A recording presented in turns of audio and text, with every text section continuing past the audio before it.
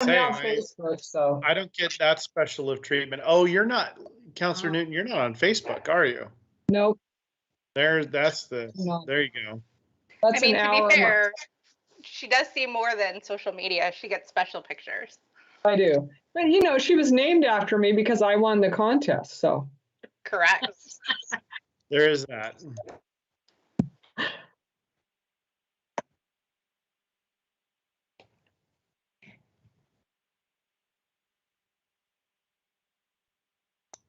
Good evening, Councillor Goodhouse.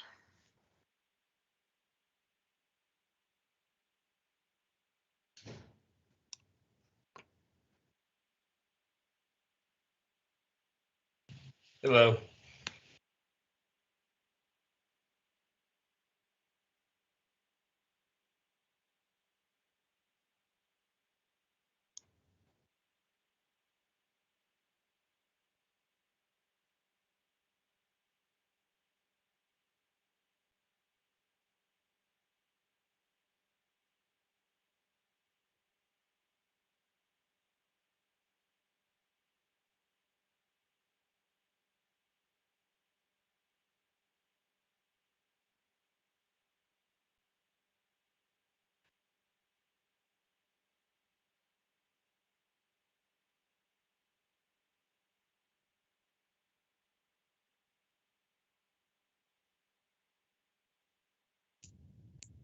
She's just texting me. She says Teams is currently loading very slowly and trying to troubleshoot. She may be a little late.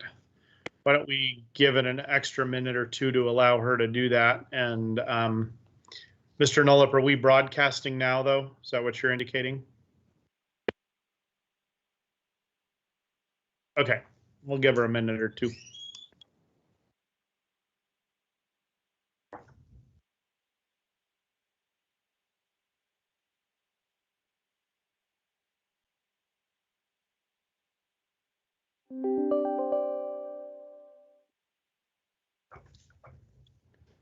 Look at that. We got Youth Councillor Nog. Is your audio working okay?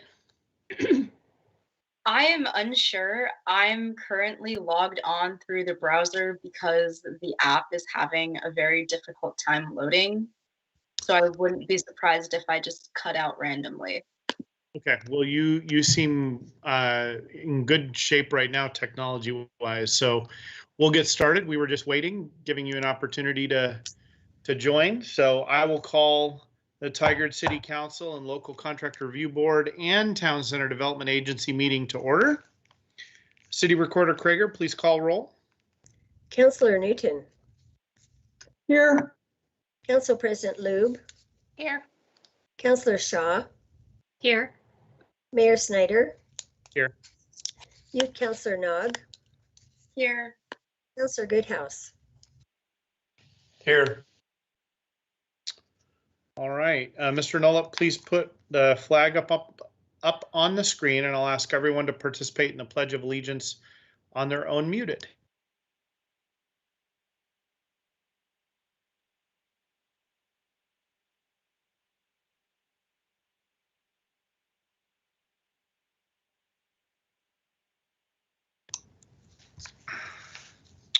All right, thank you, Mr. Nolip. Staff, I think we do have a non-agenda item tonight. Is that correct, Mr. Reimer? Yes, we do, Mr. Mayor. Good evening, Mayor and councilors, members of the community, and my teammates that are on. We are asking that you add to the consent calendar tonight a proclamation proclaiming September 10th through 19th, 2021 as Welcoming Week in Tigard. Appreciate the allowing us to bring this forward on short notice. We felt it was consistent with your community promise and 5 Es. It's very much aligned with our anti-racism and DEI efforts, as well as our effort to be a welcoming, inclusive community for all. So we're recommending that it's added to the consent agenda, and the city recorder has the formal document. With that, I'd be happy to answer any questions when it comes to that. All right, so that was distributed earlier this afternoon, I think, by email. I know one councillor had requested a change or an addition on that. I see Councillor Goodhouse raising his hand. What I'm going to do is suggest, Councillor Goodhouse, that we move this off the consent agenda so you can discuss it. Is that acceptable to you?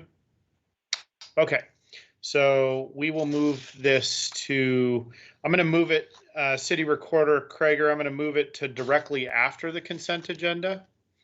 So it'll be item 3.5. Okay, All right, and with that, we will move to public comment. First item in that area is follow up on previous public comment. Assistant City Manager Nyland, any follow-ups? Good evening, Mr. Mayor and Council. We did not receive written public comment at our last council meeting, which was way back when on August 24th. And as you know, August 31st was our 5th Tuesday, and we did not meet last week. So I will take this moment to do a funnish fact. Since we last met, Starbucks has put pumpkin spice coffee drinks on their menu, though fall does not officially start for 8 days. And though this past weekend marked the 20th anniversary of 9/11 with many memorials and tributes, Saturday also marked Tigard's 60th anniversary. So a belated happy anniversary to the city of Tigard, and the celebration will continue all year long. That's my report for tonight. Thank you, Assistant City Manager Nyland. Appreciate that.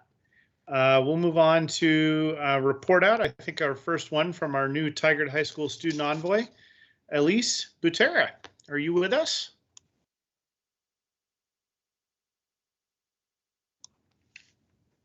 City Recorder Krager or Mr. Nolup, did you see her in the list of participants? I did. I saw her flash by. Give her a Elise, moment. are you muted?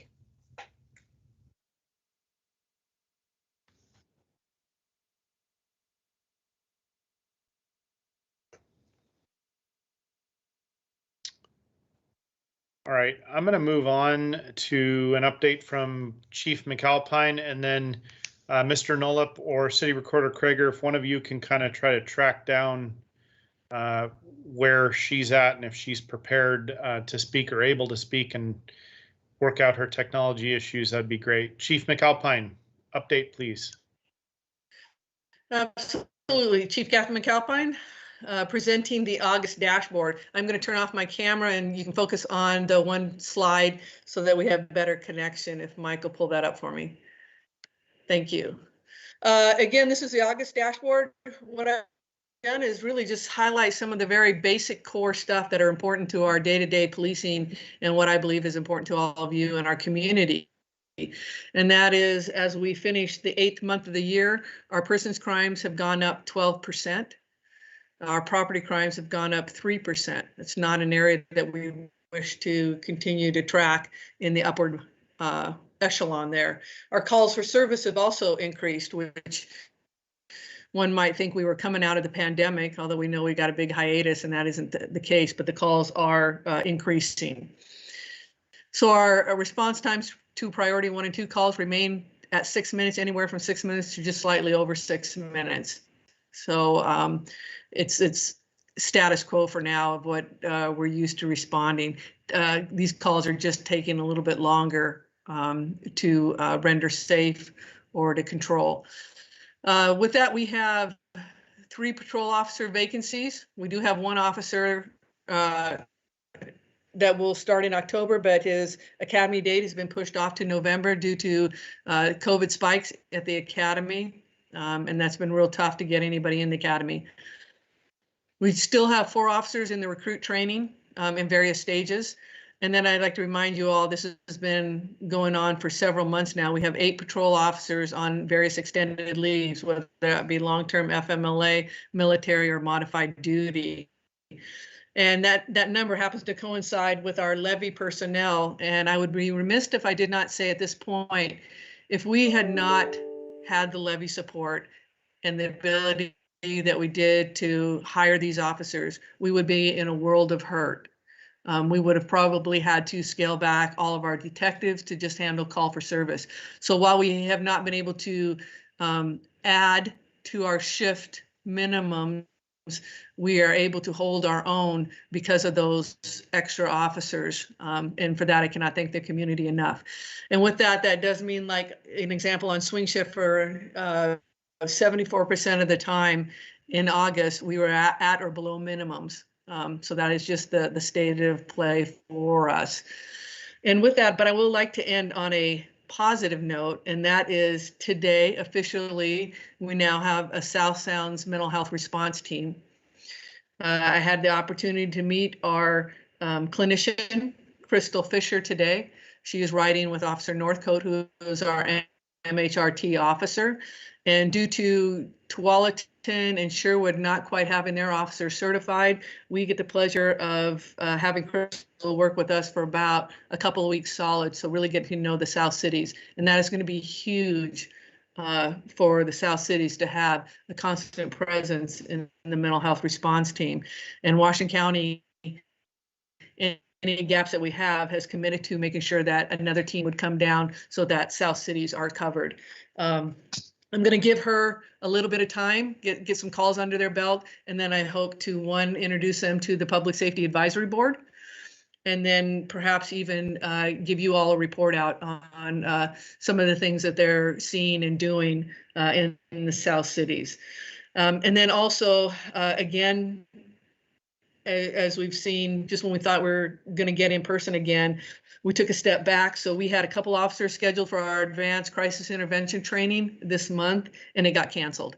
And again, this training requires in-person role-playing dialogues, and so that has been punted to a future date. We still have some scheduled for our hosting of it in January, if we can get through. Maybe that's the heart of the winter, so we'll see what kind of spikes we might have during that time.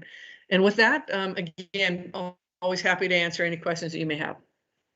Chief, I just want to make one quick comment, and that is that I think you're, I know the presentation kind of rounded response times to priority 1 and 2 calls at being similar, around 6 minutes. I think my review of the data looks like, at least recently, it's increased by about 45 seconds. So I know what you were presenting is accurate because it's sort of rounded, but I do want to be transparent with our community and let them know that being down officers and also having traffic surging back to pre-COVID levels, that our response times are lagging, and hopefully that will again improve once we get more officers back on the street. But hopefully you're okay with me adding that little bit of color commentary to your report out.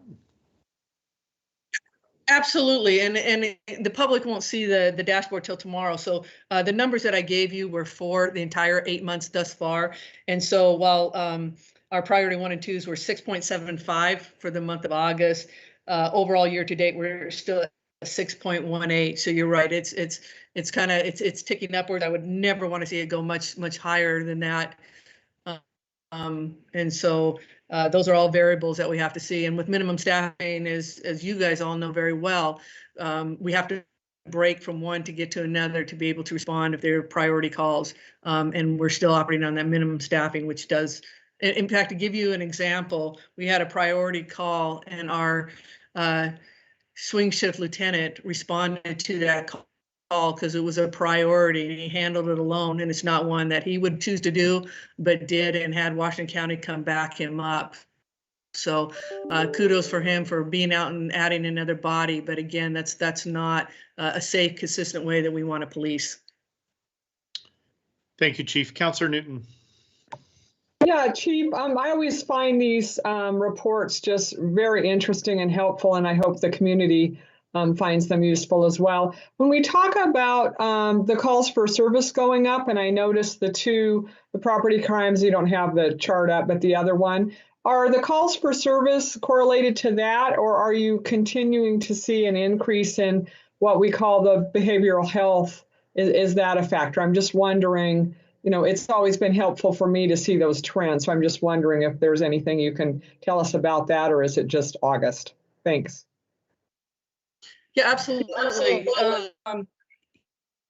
Our crime analyst is on vacation, so we didn't do a deeper dive. I did look at the property crimes because, as you probably noted, especially residential burglaries, there were 9 reported this month, where in August of last year there were 0. I looked at those myself. There were no common patterns. Sometimes there were crimes of opportunity where the back doors left open. So again, remind people that in this hot weather, we don't want to leave our back doors or windows unattended. Those have happened, but not in one geographic area of the city. It's kind of dispersed out through the month. And then we're also, as anytime that you do education and encourage people to call if they're concerned about something and see something, we'll see an uptick in calls as well.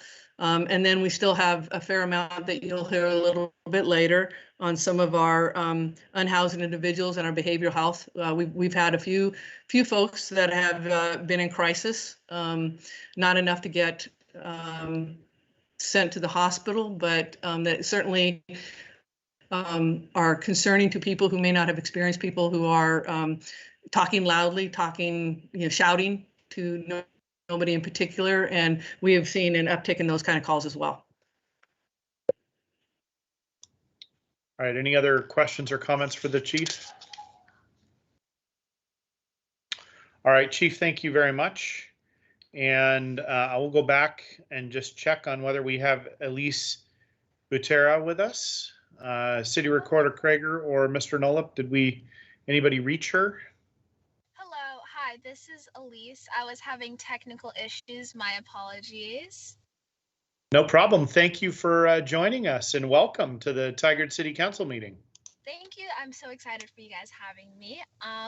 I bring some information from Tigard High School. So far, we've had 3 full days of school. All the upperclassmen, freshmen have had 4, and we found lots of success. It seems like we're back to normal, which is really nice. Wearing masks is very good. It's going a lot better. Not having issues with kids not wanting to wear their masks. Yeah, a lot of what we're just hearing is the new normal kind of seems like how school was before COVID happened, which is very exciting for the teachers and the students, of course. Within the Tigard leadership class itself, we have our assembly committee working on figuring out the logistics of having our first full school assembly back from COVID, obviously because of numbers and not wanting to have a lot of people inside. We're thinking about having it on a football field or splitting it up by grade so that there's smaller groups of people. So the logistics are still being worked out. Our activities committee is working on the homecoming parade, which they're thinking of having on October 8th. And they're figuring out how that would happen, obviously with COVID and everything, and trying to be as safe as possible. We have our random acts of kindness, which is making everything fun and trying to bring just happiness back to the school, of course. They did freshman names where they wrote all the names of the freshmen on pieces of paper and put them on the school just to make the school an inviting environment for them.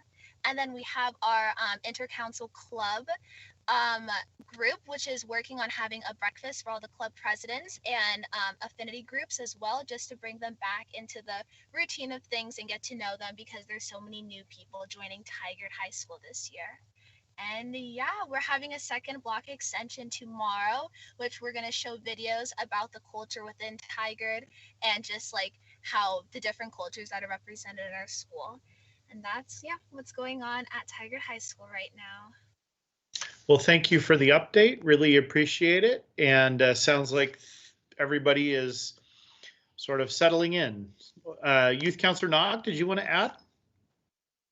I personally had a question for ASB. Do you know if we are going to have the opportunity to have a homecoming dance this year? What I have heard is yes, they are planning on having a homecoming dance. They aren't sure, again, on logistics. There was talk about having it on the football field, on a soccer field, or at one of the elementary schools in their outside covered area. But that is partially on the choir. Choir actually is one who plans the homecoming dance itself most of the time. ASB helps with the voting and with the parade. So yeah, we're going to be in communications with choir, trying to figure out the logistics and with the administration. Well, I think everyone on the city council hopes that in year 2 of COVID that you can do as many activities safely as possible. So thank you for your first report out. Really appreciate it. And we'll see you in a couple of weeks. Yes, thank you guys. Have a great day, everyone. All right. Next public comment will be a report out from the Tigard Area Chamber of Commerce. And I believe we have Jessica Love with us. Good evening, Council. Jessica Love, Community Membership Engagement. Excited to be back with you guys again this month. Our Leadership Tigard program is launching on October 11th with our opening reception. We're looking at about 18 participants, and there's still an opportunity for people to apply for the program if they're interested. The deadline to apply is October 23rd. And then we have our Government Affairs and Public Policy Committee meeting that's happening this Thursday at 1:30. And then on October 6th, we're hosting, in partnership with the other Washington County chambers, a panel discussion on hiring during a tight job market, because that's one of the biggest things that we're hearing from the business community is the challenges of hiring and maintaining good quality employees. And then we are getting ready to do our annual silent auction that is going to be launching November 1st. And so we are currently accepting donations for our silent auction, and the money raised from that goes and helps support the programming and activities that the chamber does to support our business and surrounding community. We host AM networking every Thursday at 7:30. We've gone back to going back and forth between in-person and virtually to make sure that we can fit everyone's comfort levels. This week, we're going to be virtual. And then next week we'll be at Fit Alliance, which is a local gym here in Tigard.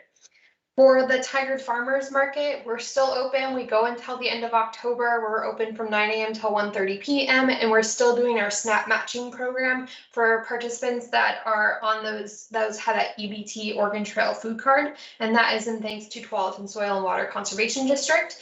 Anybody that has those benefits can just stop by the information booth and they'll match up to $15 each week. And then for the Tigard Downtown Alliance, we've had a lot of new businesses coming to downtown Tigard, which is great. We have a new coffee cart that has opened up behind Sherry's Jewelry Box that is called Black Diamond Coffee. So we encourage everyone to go visit them. We have a few more businesses that are going to be opening later on this year. And then the Tigard Downtown Alliance is currently looking at what does our third quarter events look like. So Trick or Treat Main Street, Holiday Tree Lighting, Small Business Saturday. And so we'll have more information on what that could possibly look like as we're looking at the safety of our community. And then we also want to encourage everyone to check out our events calendar on our website. A lot of the businesses are doing their own programming. So Cooper Mountain Ale Works has musicians coming every Thursday night, and then Senate Game Bar is doing trivia every Thursday night as well. So there's lots of different mini events happening throughout downtown Tigard. Any questions? Jessica, thank you for that very thorough report out. Council, any questions? Cool, thank you. Thank you, good to see you. Nice to see you all. All right, we'll move on to public comment. Written public comment. City Recorder Krieger, I don't believe we received any written public comment, is that correct? That's correct. We did not receive any. All right, if anyone wants to phone in, now is the time to do so. Phone line is 503-966-4101. Again, 503-966-4101. And those with general comments should call in now. Mr. Nullup, do we have any callers in the queue? Mr. Mayor, we do have one caller in the queue. I'll pass them through now. All right. All right. Hello, Council. My name is Roger Potoff. I live at 11710 Southwest Ann Street, and I'm calling in this evening in response to an article that appeared in Tigard Life, the September 2021 edition, with a front page headline, "Downtown Tigard, the epicenter of local homelessness." And I along with my wife, when we read that last week, we went downtown to see what, in fact, was going on. And I I have to say I'm pleased to report that we found absolutely no evidence of homelessness in the downtown area. And I'm not suggesting that the reports from some of the local businesses, that those aren't real concerns and those aren't real experiences. But I think that the article, the headline using the word epicenter and then commenting that the police report a spike in downtown complaints, and that I think it really distorts the reality. And let's not forget that we're a first-tier suburb nestled up against Portland, which certainly is experiencing just a horrendous problem. It's very visual. It's right there in your face. But I can tell you that downtown Tigard is not the epicenter of homelessness that is otherwise portrayed here. And too many of our residents do not even go downtown. And yet, if we expect and we want to do service for these businesses downtown, this is not the kind of headline that is, number one, accurate, and number two, is in any way beneficial to the community understanding what is really going on. We had a nice afternoon downtown in Tigard after we went up and down every street. And I've lived here for 22 years. I know my way around. We hike it, we bike it, and there is no overwhelming evidence that the city is being overrun with homelessness as we know exists in this metropolitan community. And so I think what we're doing is to some degree working. But one last comment. I want to sort of push back on the idea that a quote in the article from an unnamed retail business owner, that it's a homeless issue to a certain degree, but it's a bigger drug issue and criminal issue. It's horrible and getting worse. Now, anyone suffering drug addiction or homelessness, that is horrible. No question about it. But homelessness is not necessarily the cause of this. We have people who have been traumatized from loss of jobs, from domestic violence, to God knows what else in their lives, not to mention or to omit mention of the pandemic. So, but Tigard is not the epicenter of anything other than, I think, a high quality lifestyle. And if we continue to show up downtown, we're going to be fine. But fear is not a solution to what we're experiencing. Thank you. Mr. Potoff, thank you very much for your public comment. The publisher of Tigard Life typically watches our meetings live, and I anticipate he's probably watching now, Mr. Michael Antonelli, and I suspect that he's listened and heard your feedback, or he will when he watches the tape of this meeting, and so may some of their reporters. So thank you for the feedback, and I think that I would encourage you to watch our discussion that's upcoming on the agenda tonight. I would encourage you to continue to watch for that portion of our meeting. There's a lot of activity and work that's being done. Some of the experience you had, just to be totally honest, may have been slightly different if you'd been down 2 or 3 weeks before in downtown Tigard. Maybe not. I mean, I can't guarantee one way or another, but there's been a lot of effort put in, and that's part of what will be reviewed later this evening. And I agree with you that certainly, I don't, the headline for me just personally didn't resonate with sort of how I assess the situation overall, but that is not uncommon with all types of media. So it doesn't, I guess, surprise me, and I don't think it should necessarily surprise you, but I appreciate you calling in and pointing that out. Mr. Nolip, are there any other callers in the queue? Mr. Mayor, we do have one more caller in the queue, and I'll put them through right now. Thank you. Thank you. Hello? Hello? Hi, you're with the Tigard City Council. Please go ahead. Are there any? My name is Zach Johnson. I live on 10227 Southwest Stewart Court in Tigard, Oregon, 94224. I'm a friend of Carol Krager and Heidi Lum. My question is, are there going to be any Tigard event that is not going to happen virtually?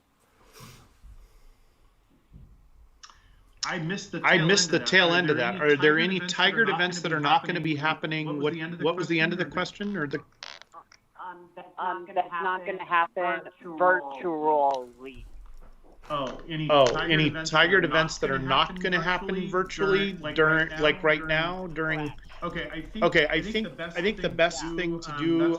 That's a pretty broad and specific question, and so I'm going to suggest that Assistant City Manager Nyland follow up with you directly, and if you know the City Recorder Carol Krager, I'm sure she can get our Assistant City Manager your contact information, and we'll follow up and get you details about that, answer that question as soon as possible. Is that acceptable? Is that acceptable?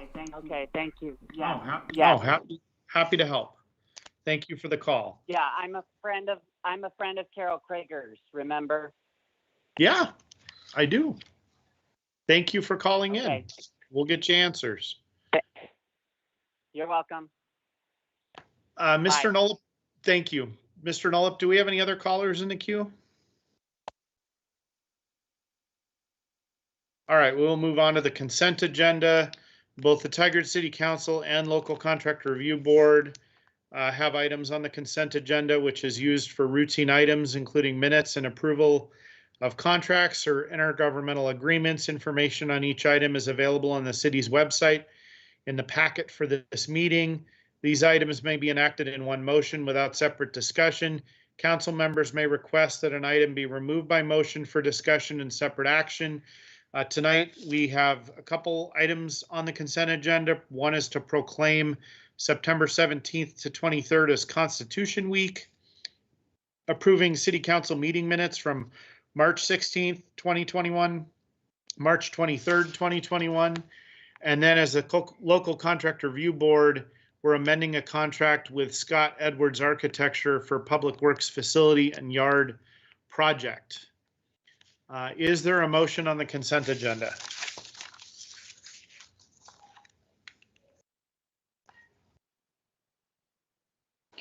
I move to approve the consent agenda. I'll second the motion. Okay, it's been moved and seconded. City Recorder, please conduct a roll call vote. Councillor Newton. Yes. Council President Lube. Yes. Councillor Shaw. Yes. Mayor Snyder. Yes. Councillor Goodhouse. Yes.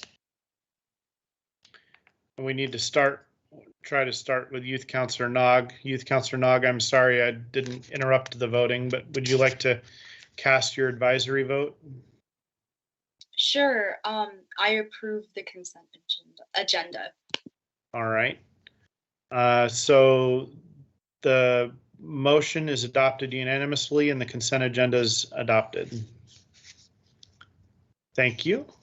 And we'll move on to item number 3.5, which was added to the agenda, which is to discuss Welcoming Week proclamation. City Manager Reimer, do you mind doing your intro again? And then we'll go straight to Councillor Goodhouse for discussion about it, since I believe he was the one that wanted to discuss it. Absolutely, Mayor. Thank you for the opportunity again. What we're asking is that the council proclaim September 10th through 19th as Welcoming Week in Tigard. As I mentioned earlier, we believe this is consistent with all our community promise, our anti-racism efforts, our DEI efforts, as well as our overall effort to be a welcoming, compassionate, and inclusive community for all. And so we had presented you earlier with that proclamation, and happy to answer any other questions you may have after Councillor Goodhouse's comments or questions. All right, Councillor Goodhouse. Yes. So I'd kind of given feedback back to the city manager of adding one of the biggest parts. We're saying welcoming and accepting everyone as they are. One of the biggest things, the most divisive thing I see, just really is a lot of the disagreement, argument, and so forth is just with political affiliations. And so I think, and with also naming it kind of the constitutional week as well, I see that if we're saying kind of welcoming and get along and all that as well, I think it sends a strong message to say no matter what people's political affiliations are or how they are, we welcome everyone and we treat everyone the same way. And I think that would go a long ways to have that added in there and really take it a big movement for us as a city to really kind of take that first motion to also say, go back to how we used to be. You know, whether or not you agree or disagree with someone, treat everyone the same, act the same way, and act with kindness. And I think that more than ever, that needs to be really spoken and with leadership put out there that we need to come back as a community and as one, as a whole. So I know that there was a little bit of work done with staff, and I don't know what the exact response was from each individual counselor who even responded, but my understanding is that there were multiple individuals that were not necessarily supportive of that change. We don't need to necessarily put everybody on the spot about what they did earlier, but Councillor Goodhouse, you should at least know that's the position we're starting from. I don't even know if that comprised 3 votes, and it's not really probably relevant now, but would anyone else like to weigh in on whether they do or do not support this addition?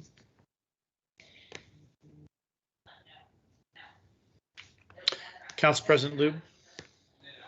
Thank you. I appreciate the discussion topic, and I'm not in disagreement, I think, with the spirit of what Councillor Goodhouse is talking about. However, when I went to the website and I looked at welcomingamerica.org and a little bit more of the root of what this welcoming week is intended to be, let me just read a quick little blurb, and then it sort of talks, I think it addresses it says, whether it's starting a new job, changing schools or neighborhoods, we've all had moments where we felt like we didn't belong.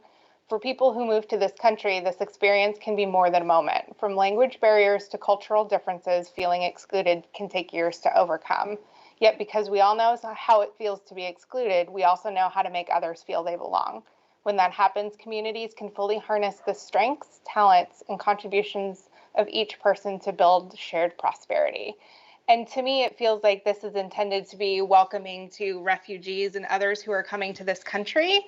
And it feels like I wasn't in support of adding political affiliation, because it feels like it's changing, it's adding that political aspect to something that's not intended to address that. So it felt like Welcoming America Welcome Week was geared towards sort of welcoming immigrants and refugees in that aspect.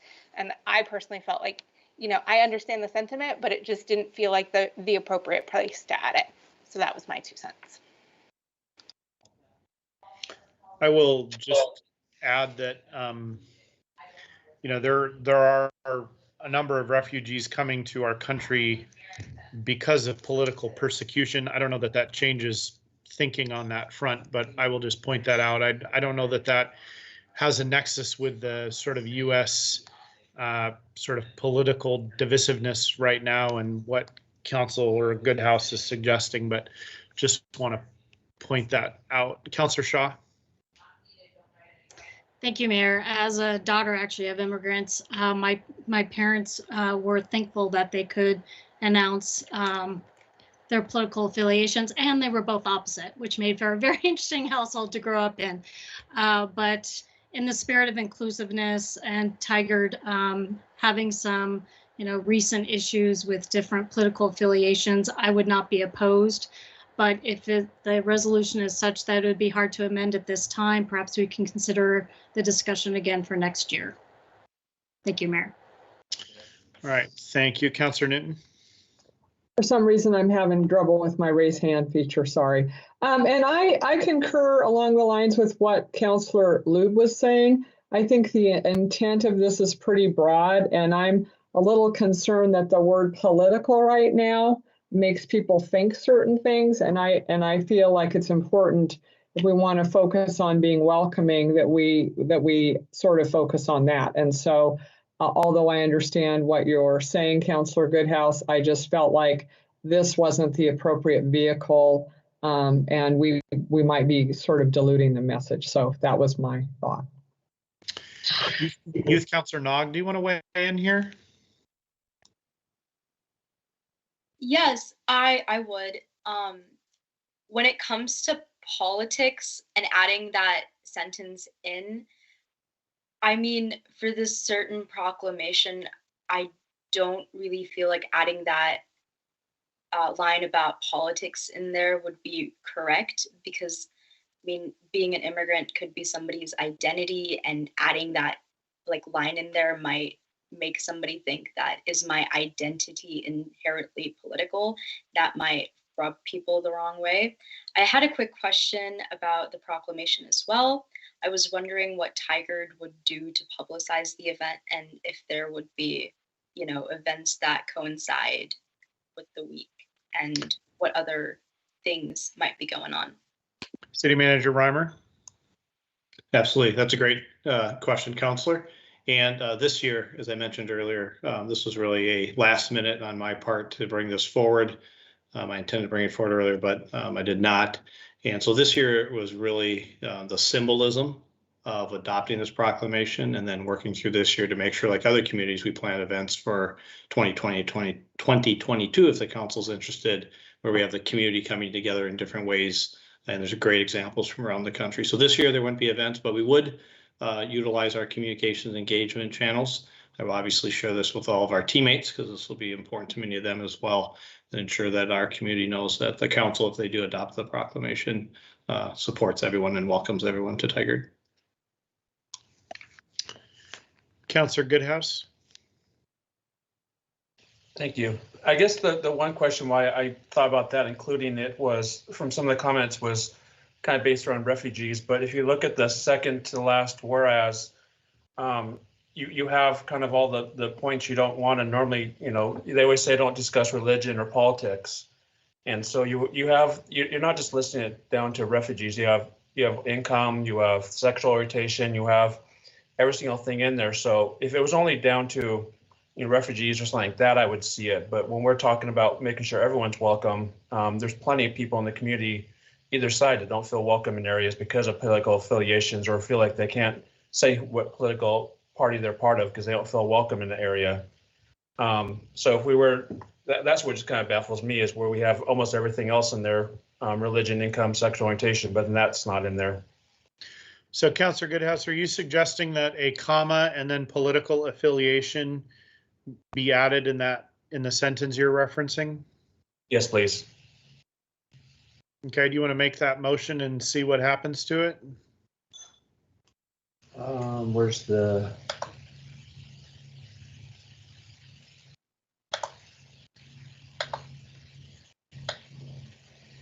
What's the resolution number are we going off of? Or are we just doing the proclamation? Yeah, I don't think it. City Recorder Krieger, does it have a separate resolution number now? No, proclamations don't have a separate resolution number. Did you receive a copy of the proclamation in your email? Yes. Okay. Maybe you could just count down the whereas clauses, and we'll follow you and put your suggestion to vote on in the right place. So I'd like to make a motion to approve the proclamation with adding in the second to last whereas, adding political affiliations.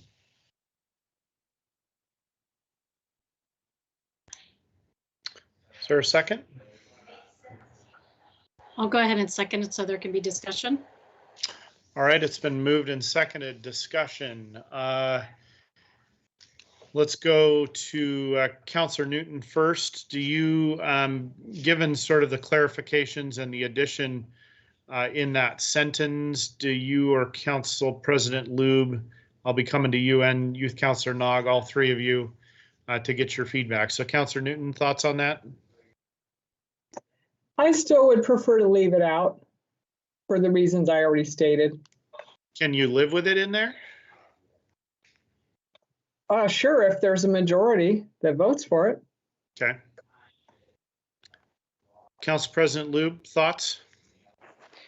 I would be the same as Councilor Newton. I would prefer to leave it out. But if the majority, I can support it if the majority feels otherwise. Youth Councilor Nog. I would also prefer to leave it out. A lot of the characteristics mentioned in the proclamations are outside of one's own control, while political affiliation is something somebody has control over. Like race and sexual orientation are things that are up to, it's like outside of your own control. And I think having those two connect would be kind of bad in that sentence. Okay. Is there any further discussion to be had? Otherwise, I'm going to move us to a roll call vote. And please start with Youth Councilor Nog. Yes, go ahead, Councilor. No, it's okay. I just wasn't sure if you were calling on me or if you're just going to wait to the vote. I was going to, since you seconded it, I was going to wait till the vote, but that's probably not appropriate of me. Would you like to say more? Sorry about that. Oh, no problem, Mayor. I was just going to mention with the Constitution Week and recognizing that Tigard's a bit different, and also recognizing the intent of the welcoming proclamation and the intent of the founders. I think every community is a little different, and I think if we're going to be inclusive and include political affiliations, that's something I'd consider. Thank you. Okay. All right. City Recorder Krager, roll call vote, please. Youth Councilor Nog. Youth Councilor Nog. Sorry, can I have a clarifying question? Of course. Is this roll call advisory vote for the addition to the proclamation or about the proclamation itself? That's a great question. And what has been moved is passing the proclamation with the amendment. So if you did not want to pass it with the amendment or suggest that we not pass it with the amendment, you would vote no. If you want to pass it with the amendment, you would say yes. I vote against. Okay. Councilor Newton. I'll vote no. Council President Lube. No. Councilor Shaw. Yes. Mayor Snyder. No. Councilor Goodhouse. Yes. All right, so that motion does not pass. Does someone else want to make another motion? I move to proclaim September 10th to 19th, 2021 Welcoming Week per the proclamation that was sent to us as written. I'll second. Okay, it's been moved and seconded. I feel like we've already had the discussion, but does anyone want to say anything further? City Recorder Krager, roll call vote, please.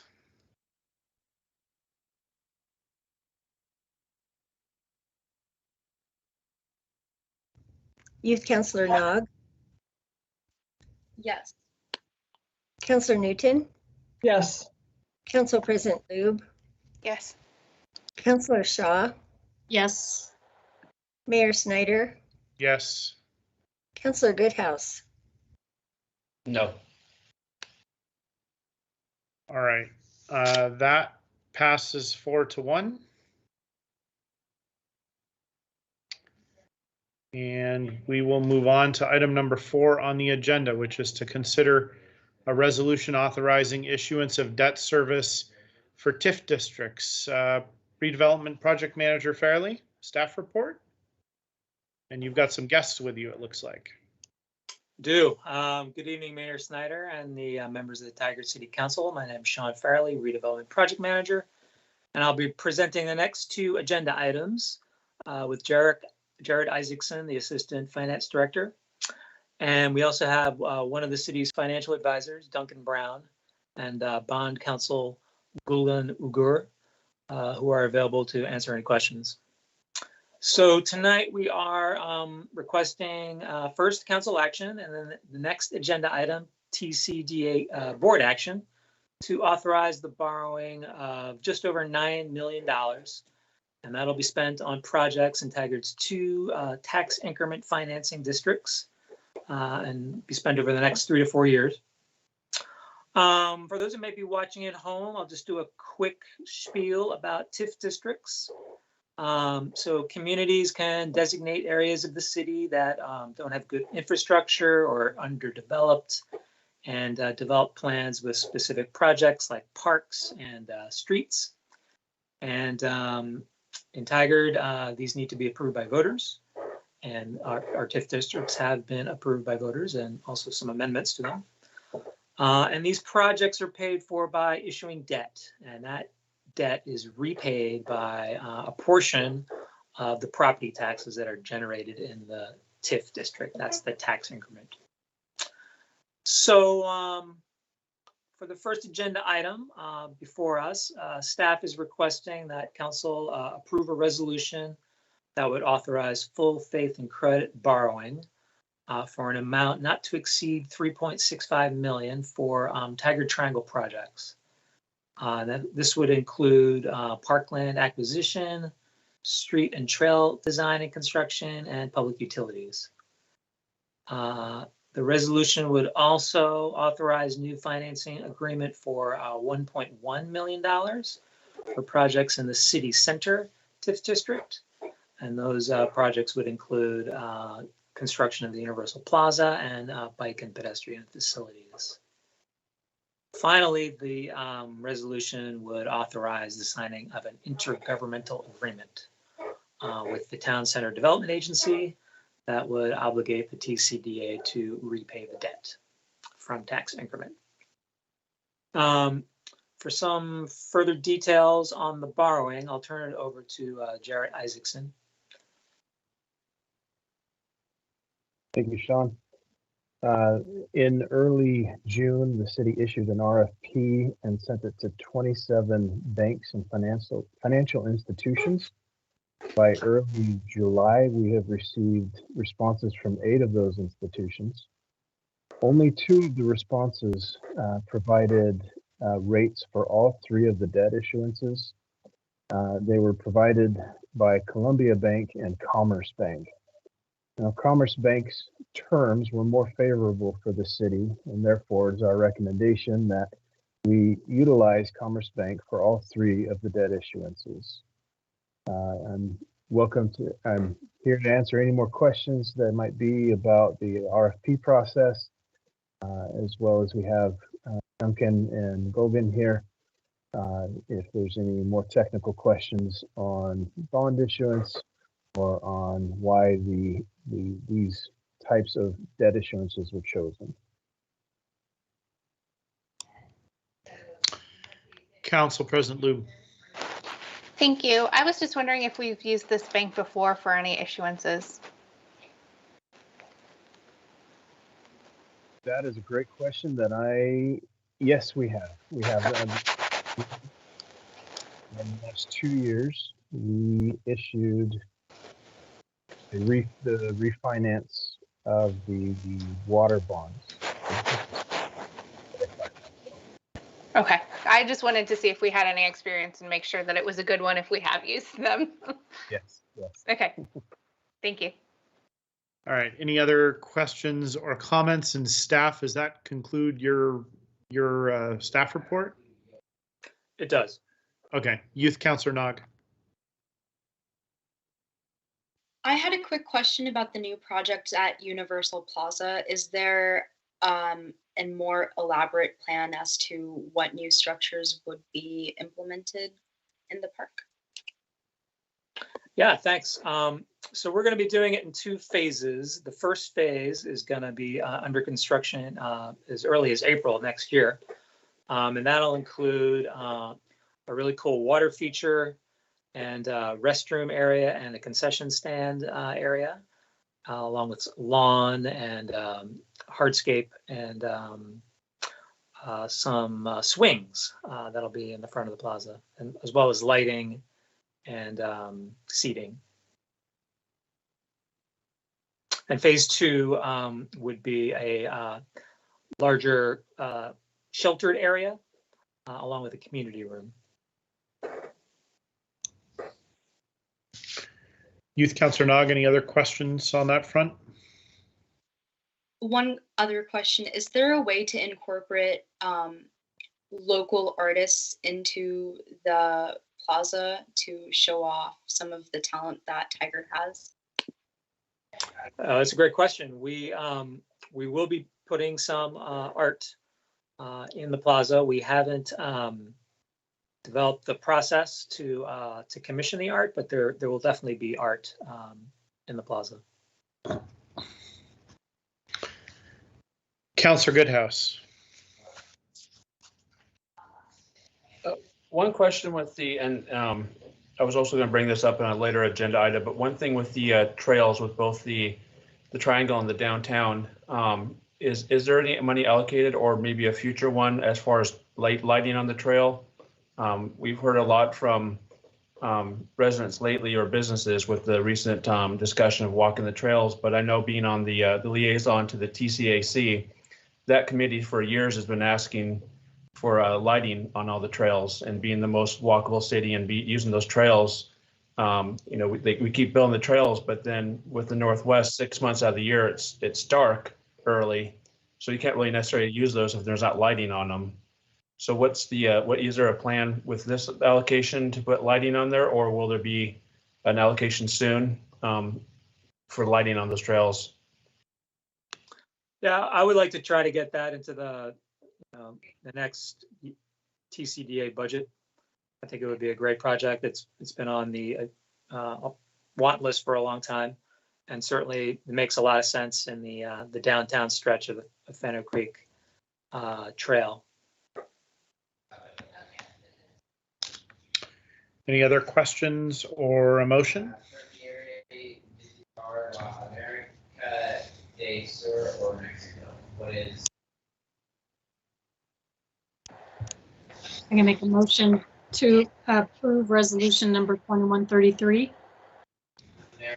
I'll second the motion. Okay, it's been moved and seconded. Any further discussion? City Recorder, please read the number and title of the resolution. Resolution number 21-33, a resolution of the City of Tigard, Oregon, authorizing full faith and credit financing for Tif District projects.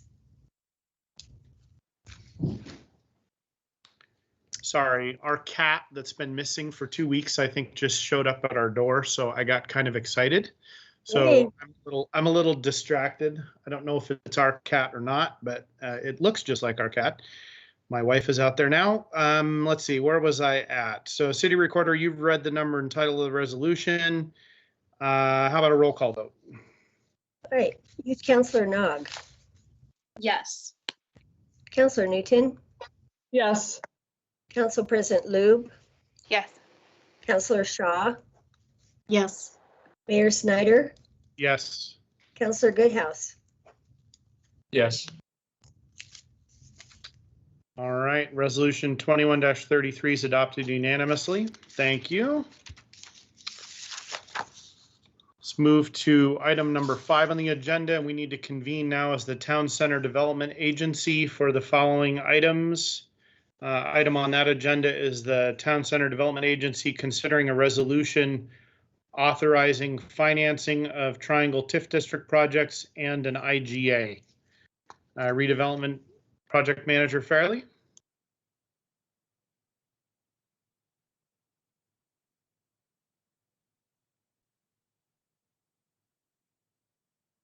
Sorry about that.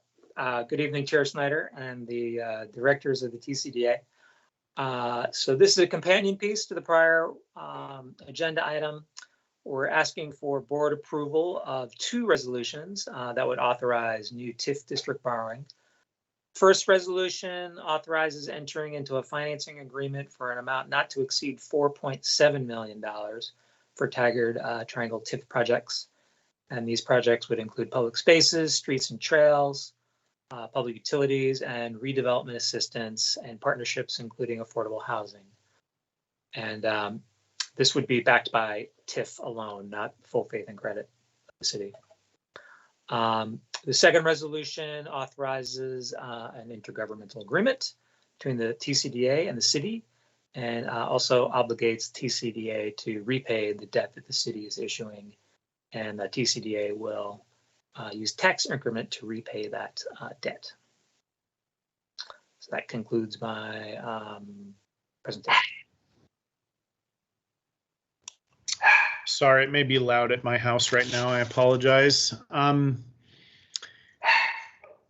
Mr. Fairley, are there any other, I mean, does that conclude the staff report?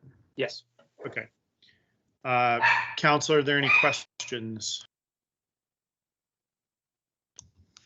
No. All right, or a motion? I move to approve TCDA resolution number 21-05.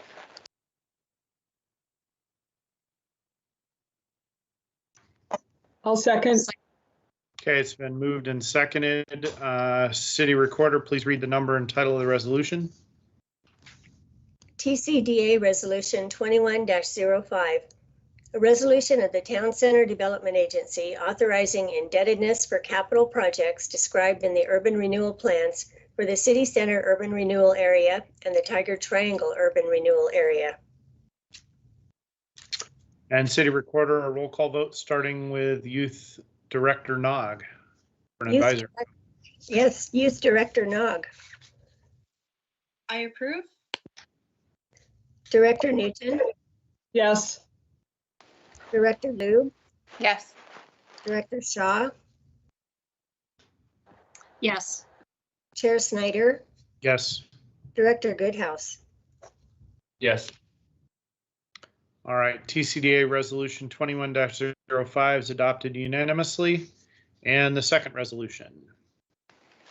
I move to approve TCDA resolution number 21-06.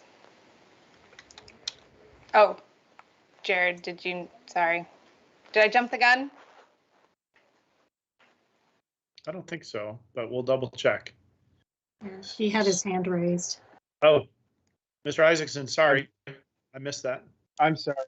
I thought you guys had concluded your work, and so I was going to provide feedback to President Lube on more clarification on her question. So we have worked with Zions Bank as a paying agent for our city water bonds. They are affiliated with Commerce Bank, which is going to be a slightly different capacity as our lender. That being said, Commerce Bank is very easy to work with, and our financial advisors have worked with them on other transactions throughout the Northwest. That's great to hear. Thank you. All right. Second resolution. Do we have a motion? I didn't get a second. I'll second. Okay, it's been moved and seconded. Any further discussion? And City Recorder, read the number and title of the resolution. TCDA Resolution number 21-06. A resolution authorizing indebtedness for projects described in the Tiger Triangle Urban Renewal Plan. And City Recorder, a roll call vote, starting with Youth Director Nog. Youth Director Nog. Yes. Director Newton. Yes. Director Lube. Yes. Director Shaw. Yes. Chair Snyder. Yes. Director Goodhouse. Yes. All right, TCDA Resolution 21-06 is adopted unanimously. And we will reconvene as the City Council. And the next item on the agenda is item number 6, an update on homelessness assessment team and county partnership. Assistant City Manager Nyland, Chief Mcalpine, and Commander Rogers, please. Good evening, Mr. Mayor and Council. Before I jump into the presentation, I hope you provide an update about your cat before the end of the meeting, because I'm just going to admit I'm so distracted. Like, is the cat back? So for a moment, it appeared like it might not have been our cat, but then I just saw it running in our house, so I'm pretty sure it's our cat. So this is a really important briefing, but that was really important for me to know. So thank you for letting everyone know that. I'd also like to thank Mike Nollip because he's going to be helping with the PowerPoint that we have accompanying the first part of this presentation. So again, my name is Kathy Nyland and I am the Assistant City Manager. As we know, there are many reasons why an individual or family might be experiencing homelessness.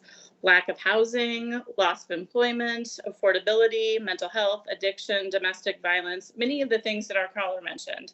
This list goes on and on. There are many reasons why, and there are even many reasons of how we need to address this. Our job is about providing stability and crafting an approach that is effective and thoughtful with a sense of urgency. So the goal of an effective response system are to identify those experiencing homelessness or our unhoused residents. We need to prevent homelessness when possible and connect people with housing quickly and provide services when needed. That approach works because it aligns a community, its programs and services around one common goal: to make homelessness rare, brief, and non-occurring. We recognize we have some immediate needs as well as some long-term strategies. So Chief and I will touch upon both of those tonight. We are fortunate or maybe unfortunate that both Chief and I have extensive experience navigating this issue. Our knowledge and awareness can help us move the needle, which is what we all want. So at the last council meeting, you talked about actions. You wanted to hear from community about their experiences and what they needed. We heard you and we responded. We acted. After this briefing, you'll hear from our economic development team who launched a very robust outreach effort. Chief and Library Director Halstead Bernard also did a lot around outreach efforts. So go on to the next slide. So we heard you. We heard from community. We've done a lot. We are doing a lot, and we plan to do even more. So what you see before you is just a really quick snapshot of some of the things that we have done. We've implemented several recommendations from the 2017 Homeless Task Force, and we are working on making more a reality. We had several conversations about homelessness at council meetings, from when you adopted your council goal back in March to last month's meeting on steps we've already taken. As I mentioned, Chief and Director Bernard convened 2 listening sessions to hear directly from our community. Plus, Chief and her team invested a significant amount of time downtown and in other areas of the city, assessing the environment and seeing the impacts we've heard about firsthand. Plus, we've worked with Metro on their trash collection program. We've launched a very focused survey contacting over 2,500 businesses. And as we discussed last month, we are partnering with Washington County on a year-long encampment pilot program. Mike, next slide. Okay, let my computer catch up. So regarding the Washington County partnership, in the coming weeks, we'll review and finalize that MOU or IGA and influence the program so it really meets Tigard's needs. And one of the listening sessions, we heard the need for something that will help people interact with our unhoused residents. So we are developing a resource card that we will get into people's hands as soon as we can.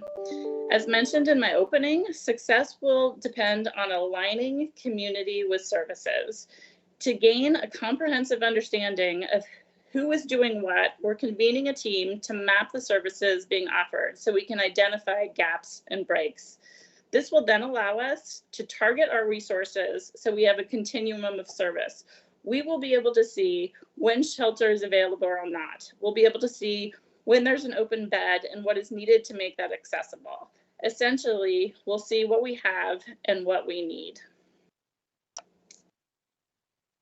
Our RAF3 program launched yesterday, so more assistance is being offered to our community, faith-based organizations, and nonprofit partners. And we continue to meet with our internal team, external partners, and interested parties. I also want to let you know that we heard you when you asked about public restrooms and possible code amendments. Conversations are underway to expand our hours of operation, and we will continue to evaluate potential code amendments. Mike, next slide. So as you see, we have done a lot and much is underway, but we know that this is just the beginning. In the coming days and weeks, you'll hear more as we convene CHART, our community homelessness assessment response team. It's a new acronym, so it's not in my vocabulary yet. That's our twist on a task force. We will be operating to continue conversations with our thought leaders, just like Just Compassion and other influencers, so we craft and implement an action plan that we implement.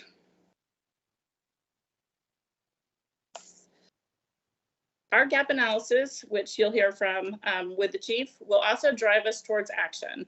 One thought is to set aside some ARPA funds that can be used to implement ideas that would shore up gaps identified by that analysis. This could be transportation needs, it could be hygiene stations. We don't know yet what the needs are, but we want to be able to respond quickly. So that's the idea of having a discretionary fund set aside. We're also considering capacity, perhaps bringing on a lead to really facilitate and coordinate and drive this goal so we see and feel the results. Mike, next slide. As I hope you'll see, there's much underway, but more is needed. Homelessness is not new. This issue has been building for years, for decades. So in the coming months, we are going to be developing a plan that is more long-term. This country did not get into this position overnight, and it will take time to truly make progress. It will require some immediate fixes, which we're working on, short-term actions, all while thinking long-term. This is about action and prevention. We hope to return to you with a menu of options or possibilities for you to explore. That could include safe lots, which provide a safer place for those living in their car, tiny villages, which are small structures that can house individuals with common shared space. We are considering hygiene stations. This could be those self-cleaning restrooms and hand washing stations. We've heard about needles being found in our streets, so we might be exploring sharp sites for collection purposes. As mentioned, we've launched that trash bag collection program, and we're exploring ways to mobilize volunteers to events like Paint Out Graffiti. All of these possibilities could help address the impacts we hear from community members and can provide that sense of stability for those in need. These are not easy fixes, and we will have difficult conversations. I know this from experience, but our job is to look for solutions, immediate and long-term. So thank you for your time. I know I've covered a lot because we are doing so much. I'm going to pass this over to the chief so she can talk about the recent efforts around the impact assessment. So after that discussion, we'll open it up for questions. Thank you. Chief, the screen is yours. Thank you, Kathy. And as stated, we did, and thank you for your patience allowing us to do about a week of assessment. And again, I want to emphasize assessment. This was not an emphasis. This is not an enforcement effort. As we've all agreed, the police should not be leading this effort. However, we do have a hand in this because oftentimes we are called upon or encounter many of our houseless folks in need of services, help, or in a crisis. So with that, I'm going to turn it over to Commander Rogers, who is in charge of our patrol division. And despite our stretched resources, we did understand the importance of this, and we did dedicate some resources over the last 7 days. So Commander, if you'd like to take it over, please. Thanks, Chief. Good evening, counselors.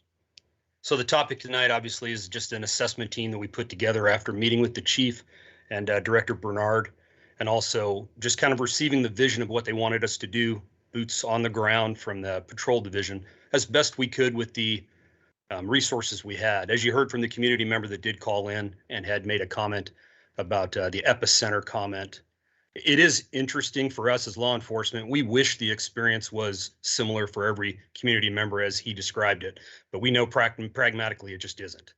So next slide. This is just me. We talked about the team was briefed on nuisance, disorder, and other criminal conduct within the we didn't want to focus specifically on downtown alone because this issue, as many of us who've lived in the community and served the community for years, extends throughout the entire community, from Shoals Ferry I mean, it pops up in and around Pacific Highway from all the way at the top of the hill up near Coronado all the way down to Canterbury. We're seeing these types of issues, places that you just wouldn't imagine in the past, to include parks, trails, all throughout the city. But with resources as limited as they were, we focused on a defined area. So you see it from the highway corridor to include the business district, along Pacific Highway up to the northern border of the city. Next slide. We put a real quick team together. I had, as the chief said, limited resources in a defined area. So we chose one officer, Officer Orth, who's very adept and familiar with the topic. He has a passion for getting in and out of his car frequently. We had an MHRT, the Mobile Health Response Team member, because there is a behavioral health issue many times with people that are experiencing houselessness. So we had that afternoon officer assigned as well, prior to the clinician, which now he's actually up and running.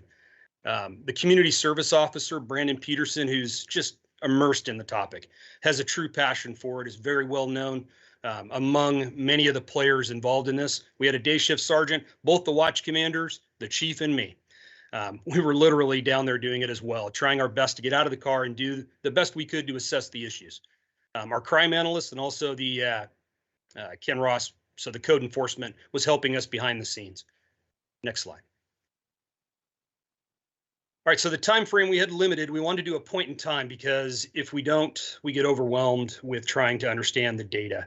And our analyst, as you heard, is on vacation, but she did spoon feed me the amount of calls that we had directly related to the houseless assessment team, which was a specific code we put in. It was a limited time frame. It's a point in time. It started on the 29th and went through the 4th. We briefed all the patrol shifts that we were going to be doing this assessment and asked them also during their discretionary time be as visible as possible.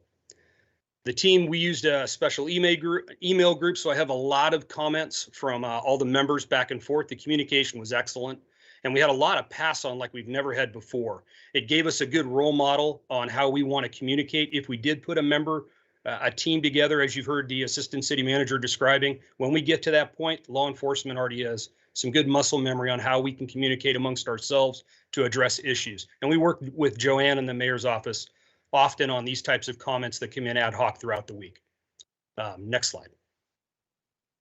So within the defined area of the city of Tigard, they were given direction to basically observe and record traditional police matters, but also the nuisance related ones that normally don't hit our radar. We describe them as welfare checks, but they're also nuisance related. So you end up having feces or trash, or you end up having dumpsters that have been pulled apart and opened up. So any of these non-traditional law enforcement calls that are basically littering calls or code calls, we were trying to take those into account as well. And we knew the areas we wanted to focus on because they're frequently used by unhoused community members. There's different alleys, different streets that are just well known to the law enforcement officers on the road. So we were asking them to also shoot those contacts to us within the team. We didn't want to focus on encampments in this phase. It's just too big of a topic.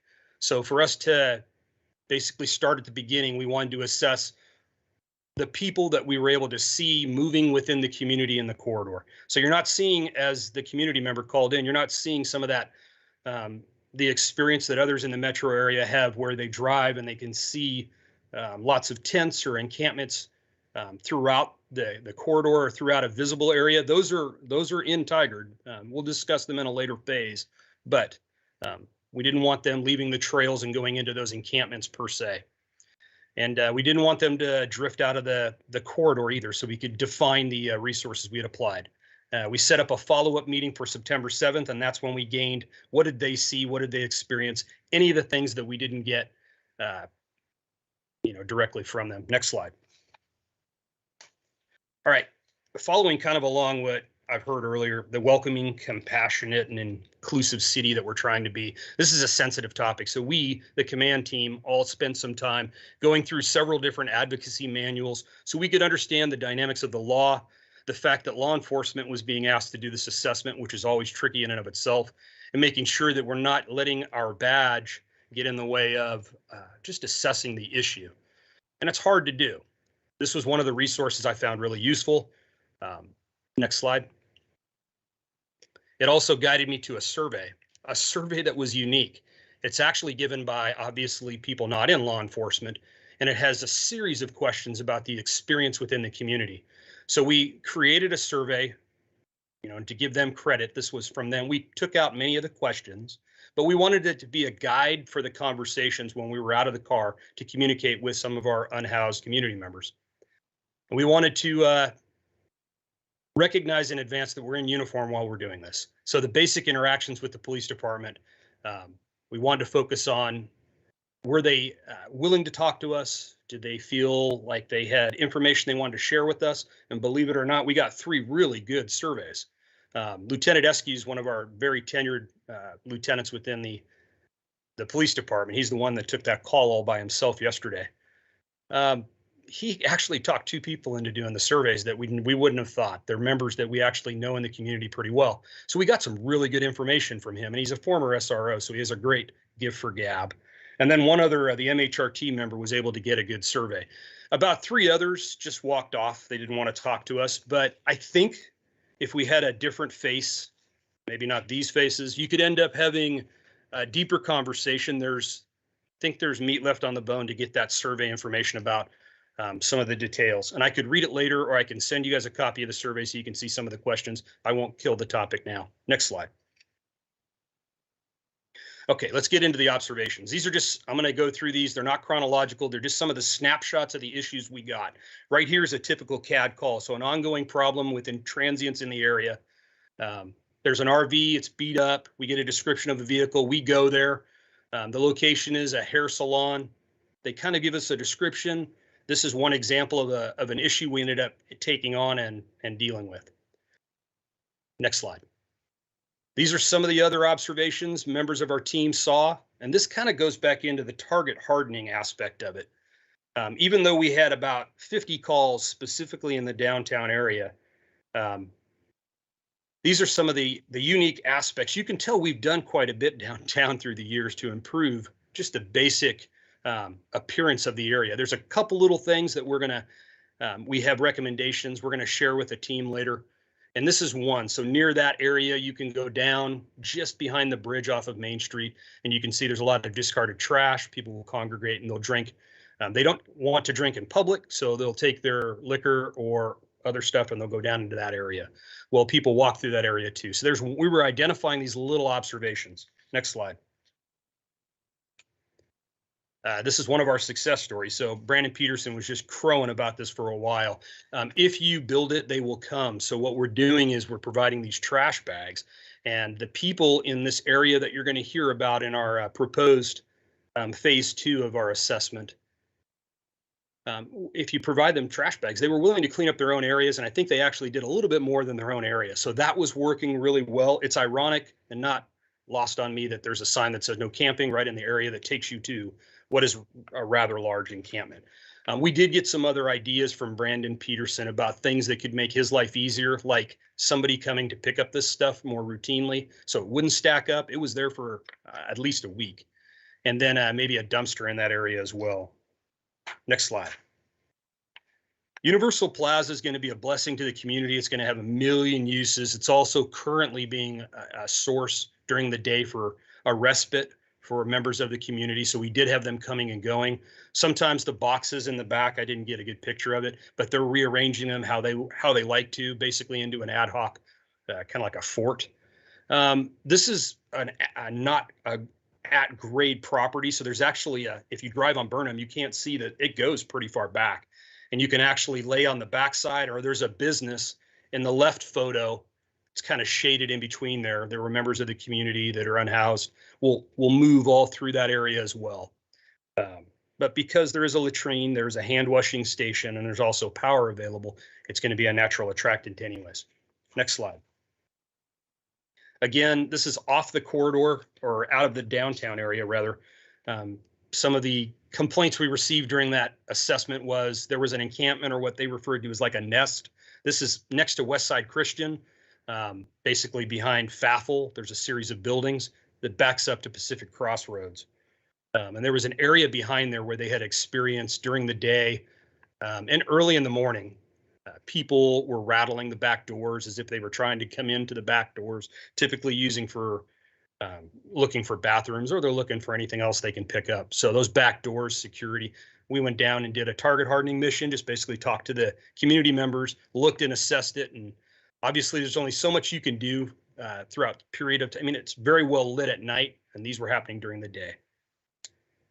Next slide.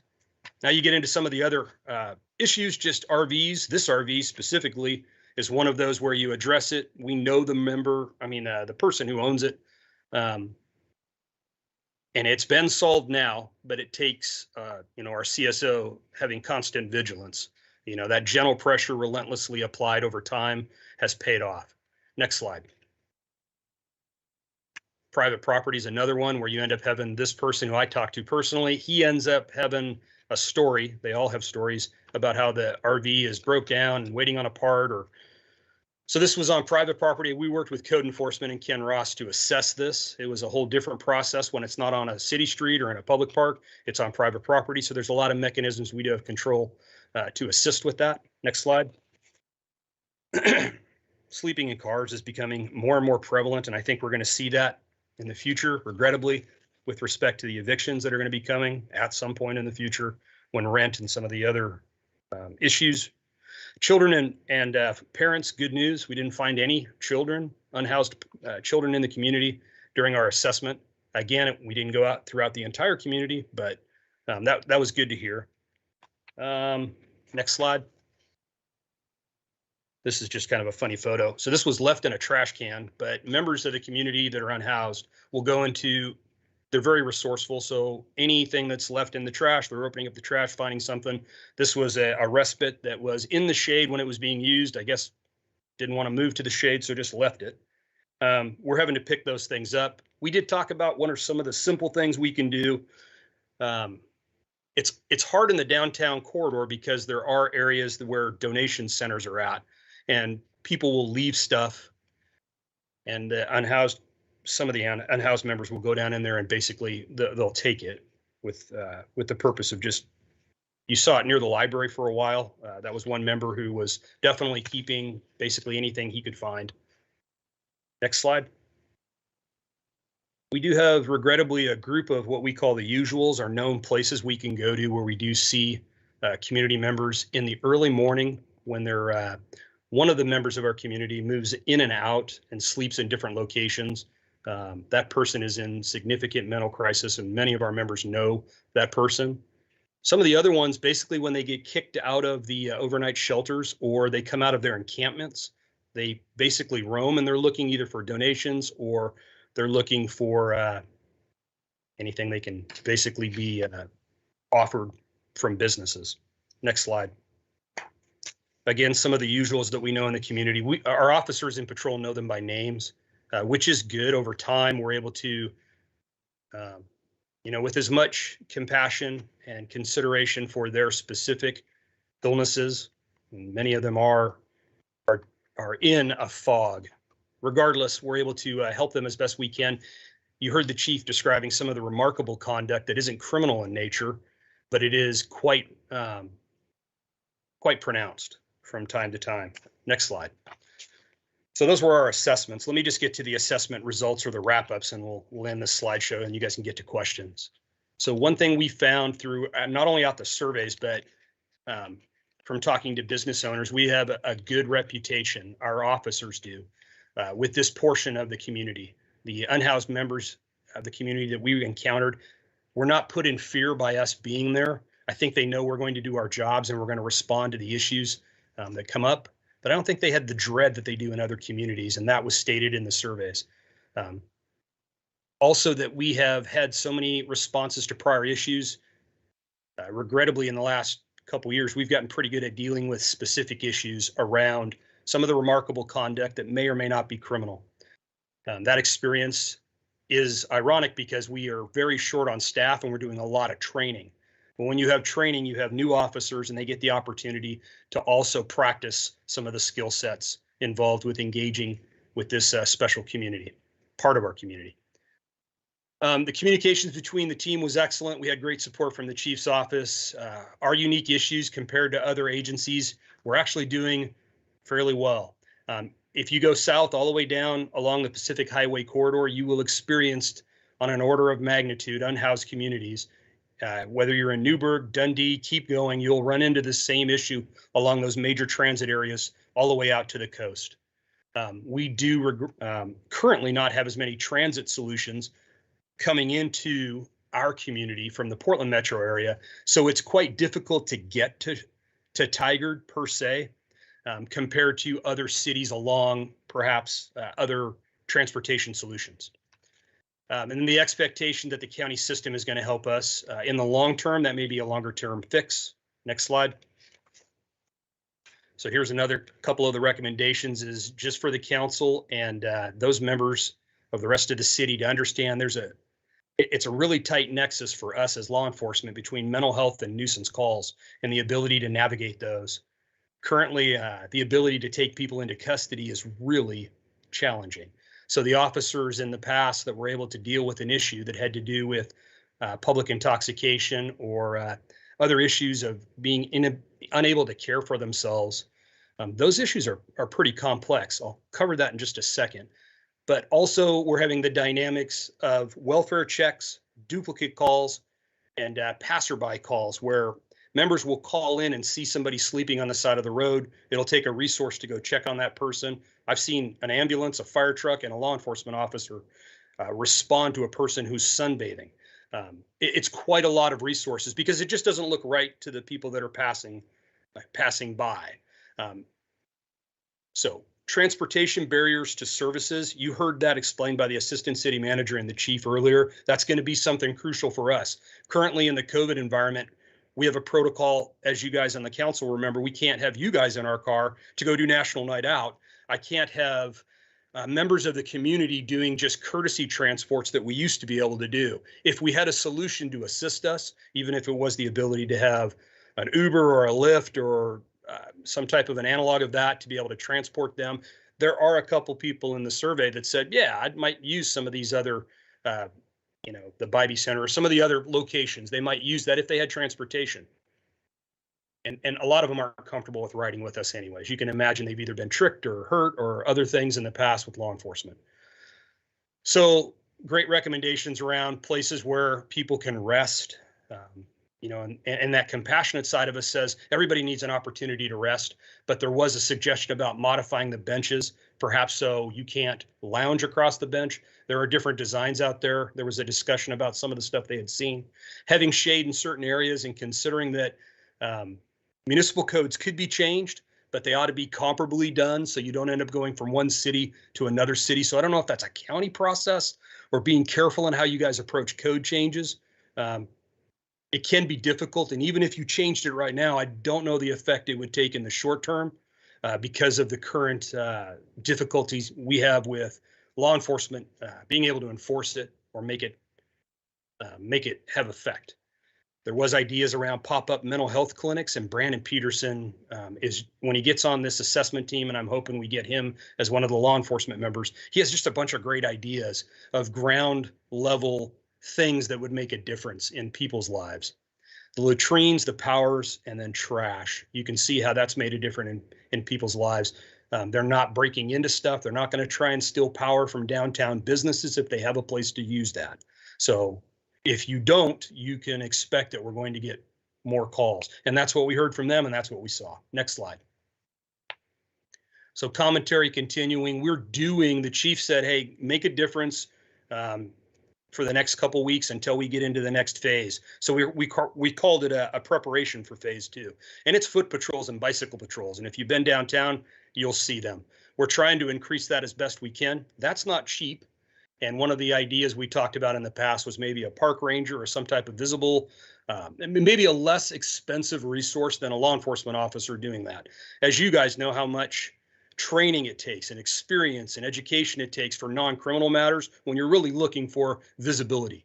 You're looking for encounters and positive contacts with community members to hear what they have to say and to give them advice. We've been doing that with law enforcement, and we plan to do that for another week to see, and we're tracking their contacts as well.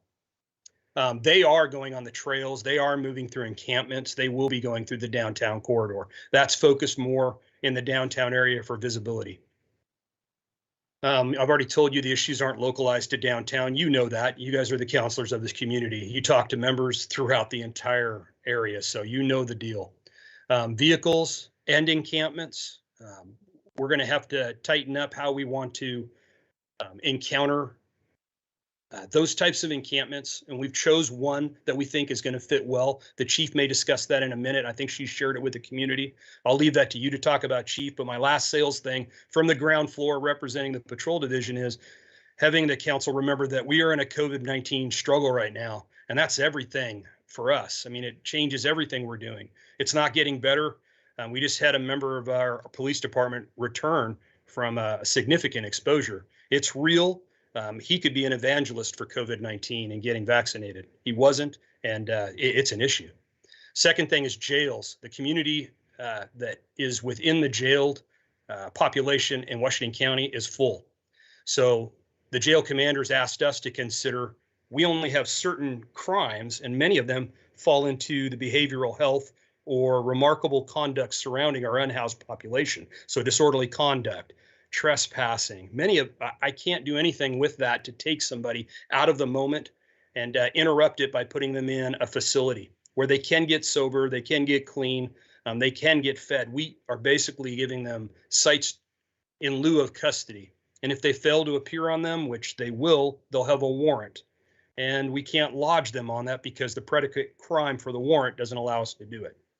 The next thing I'll talk about is prosecution. Our district attorney has said that he is willing to prosecute these types of crimes. It still requires us to be able to get them to the courts. So if they don't show up for court, we can't prosecute them.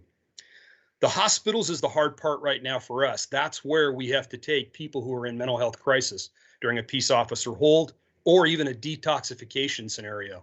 You have to take them to an emergency room. And as you well know, the emergency room medical community is really good at doing medicine.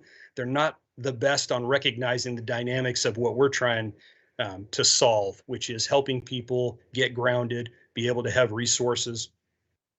Next slide. So the encampment focus will be coming up. I think the chief's going to go ahead and share with you what her ideas are. That's a defined timeline coming up. It's a specific location. We know there's a goal at some point to basically take the county's short-term homeless encampment program and their risk assessment model and do a beta test on one location. Next slide. And I'll turn it over to the chief to talk more about what phase 2 might look like. Thank you. Thank you, Bob. Appreciate it. Very thorough. And again, just in closing, no surprise, we'll be looking at we believe is one of our largest behind the metro bags being collected. We're going to use the Washington County assessment tool to see how it scores in anticipation of asking them to come assist us whenever we have that MOU finalized. And again, I'm happy to answer any of your questions, myself or the commander. Thank you, Chief. And your audio was starting to cut out, so I don't know if you're going to speak a lot more. You may want to turn your video off again. Sorry about that. I had staff, Assistant City Manager Nyland, plus Chief and Commander Rogers. Are we now going to discussion about all of the presentations, or are we supposed to focus? Where are we at in process-wise? As far as the intent of this briefing was just to update you on what we've heard based on the directive from the August 24th meeting, was to do a lot of outreach to find out what businesses are experiencing, to learn more. And that's what the chief and commander focused. In your next presentation about ARPA, you'll also hear more about the outreach done for businesses. So there was no ask. It was just, here's our path forward. Here's what we've done, which is a lot. And here's what we're planning to do. Okay, I anticipate some members of the council are going to want to make comments, including myself, and perhaps have questions. So I just wanted to figure out if we were going. It sounds like council, every presentation that was just given is fair game at this point. So I'll hold mine and go at the end, or if no one else is raising their hand, I can certainly go. But who has questions or comments?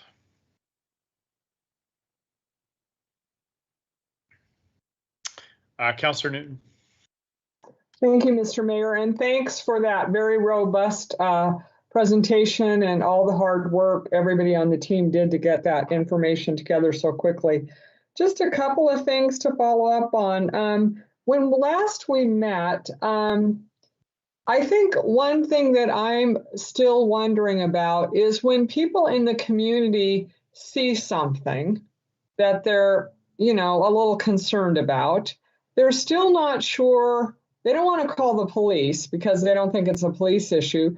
They're still not sure who to contact and, how to make folks may be aware of it, but they're still not real sure who to contact, what to do, what they might be able to do. If it's like the apartment complex where there were people going door to door, and I had a great quick conversation with the chief, and she said, well, they could post no trespassing. So I think I was hopeful that the person that we might engage on staff, that I think you called the human services person, might be a good connection for folks. But I think we need to be aware of the fact as we're moving through this, a lot of, I think, positive things are happening. There's still that sort of wondering on the part of some of our community members. They don't know all this is going on and all the work that you're going to, what they do if they see something that they're concerned about.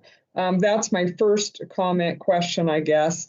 The other thing that I think is great is if we're going to have restrooms made available throughout the community.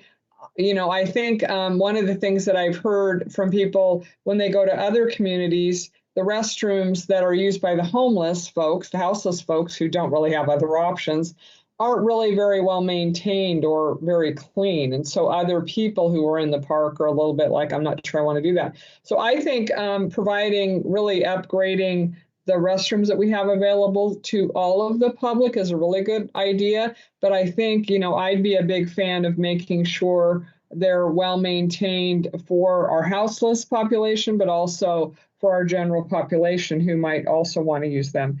And then I guess the other thing I want to make sure that in my mind we're always focused on is ultimately getting people the resources, services, whatever they need so that they can get into housing. That's our goal, is not to keep them in a camp or, something like that if we can get them into housing. And I think that's another good reason to have that resource at City Hall, not in the police department probably, that can act as a sort of facilitator or provide connections for folks. So I think, we want to keep in mind our long-term goal is to get these folks housed. So that's all I have. Councillor Newton, the point you made about sort of knowing who to call, what to do, et cetera, was also something that was heard from the business community. And that is, there's an intent to be producing, and I think this was in the report today, a resource card for them. And I guess your point may be that we may need a resource card for just general residents if the one for businesses is too specific. So I just wanted to add that in. It looks like Chief Mcalpine may want to add on that. Really quickly, I would say if I'm walking along the trail, I might not have access to that. So if I'm a stationary business downtown, and I'm in my business, I can pull that out. But if I just happen to be walking down the trail and I see something, there's not a person, but there's feces or needles or something. So I just think we need to think about how folks in the community, the very varying ways we might be able to get them connected with identifying the concerns they have. And all the people I've talked to are very compassionate about these people. They're just concerned about some of the impacts on the community.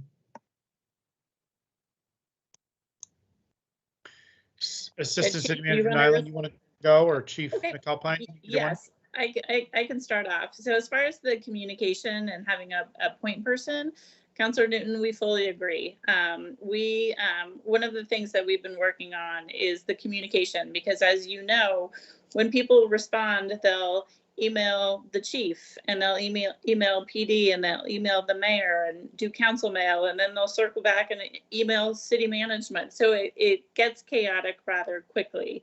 And we've set up having a web page that we will direct people to. We are going to have one email alias to start corralling people, to have one stream of communication, so we're all on the same page and we'll have a consistent response. And as the report mentioned, we are exploring the capacity and having an identified point person to really be that coordinator and navigator, because this issue, as I keep saying, is complicated, and you're going to be working with businesses and community members and the county and the state and the federal level with varying opinions. So having that like traffic controller is a way to make chaotic a little bit more manageable.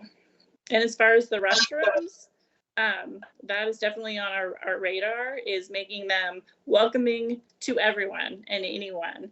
And your last point about our goal to get people in housing, yes, that's a lofty goal. And I feel I need to address this. Not everyone is going to accept housing. There will be a significant amount of people who might be living on the street who won't accept services for a variety of reasons.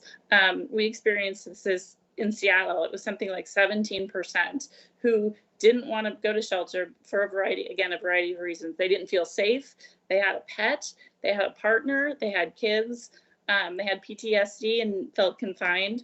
So just remembering that not everyone is going to want to be sheltered.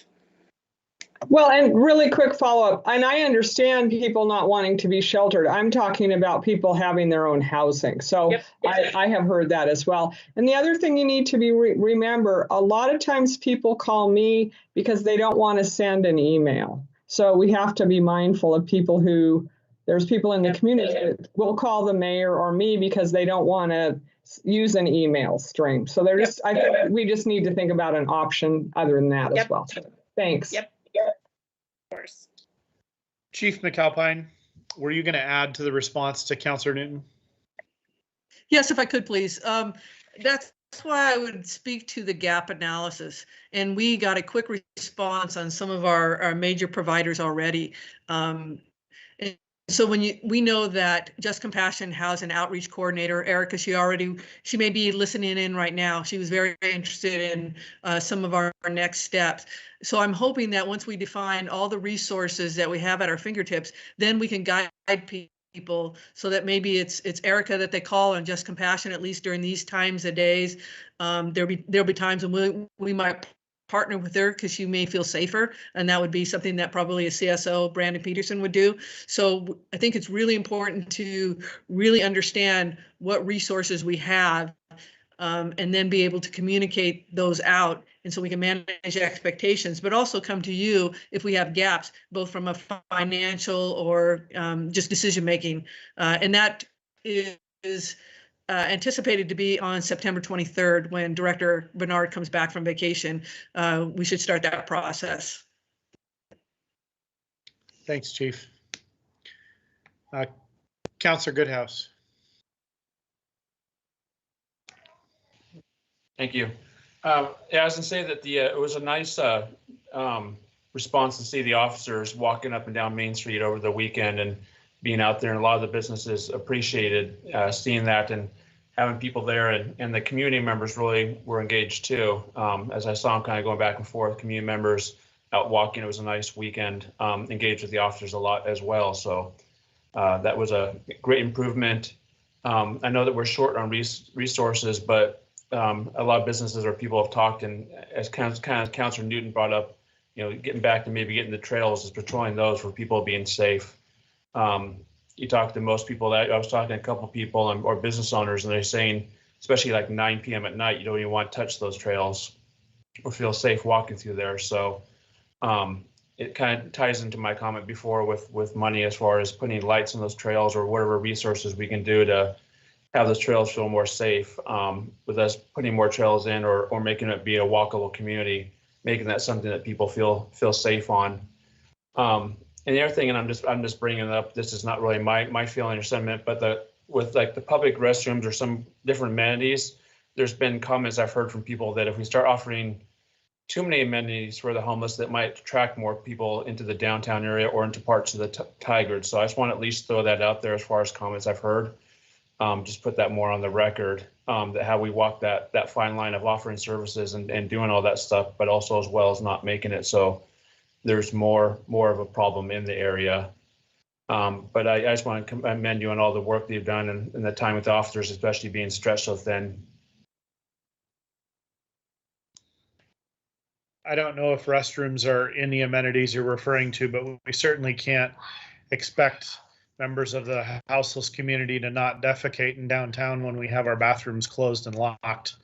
So that just seems obvious to me. I'll continue to point that out until we fix it. Council President Lube?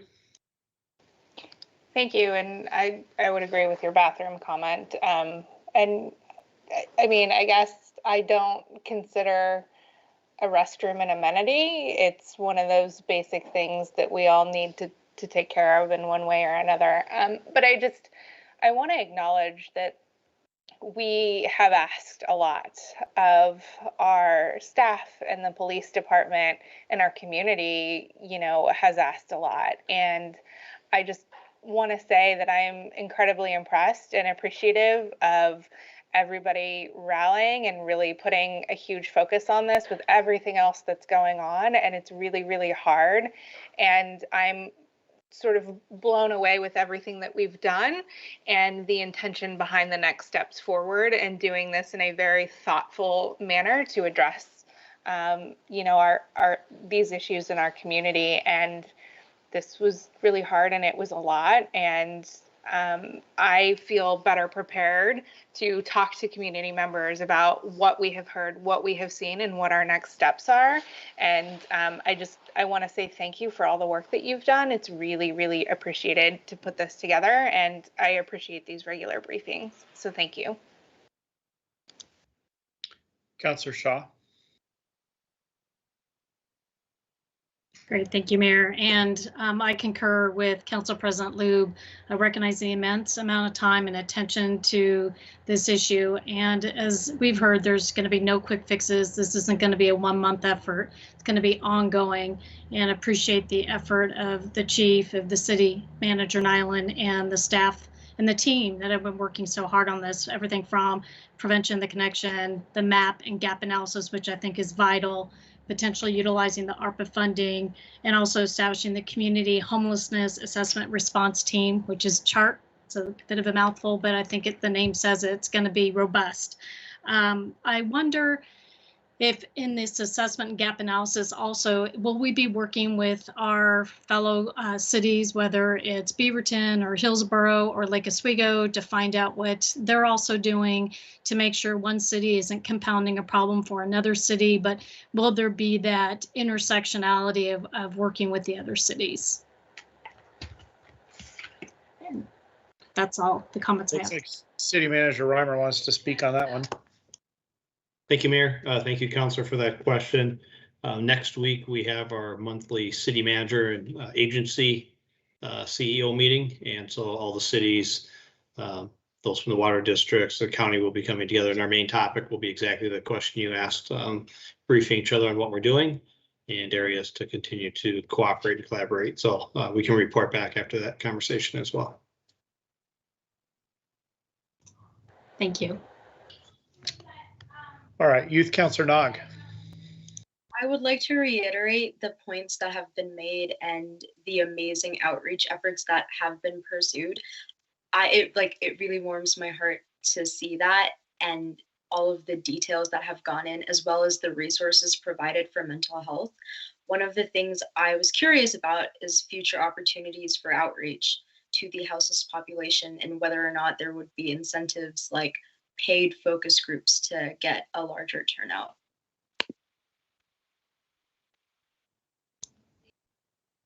Assistant City Manager Nyland, you want to take that one?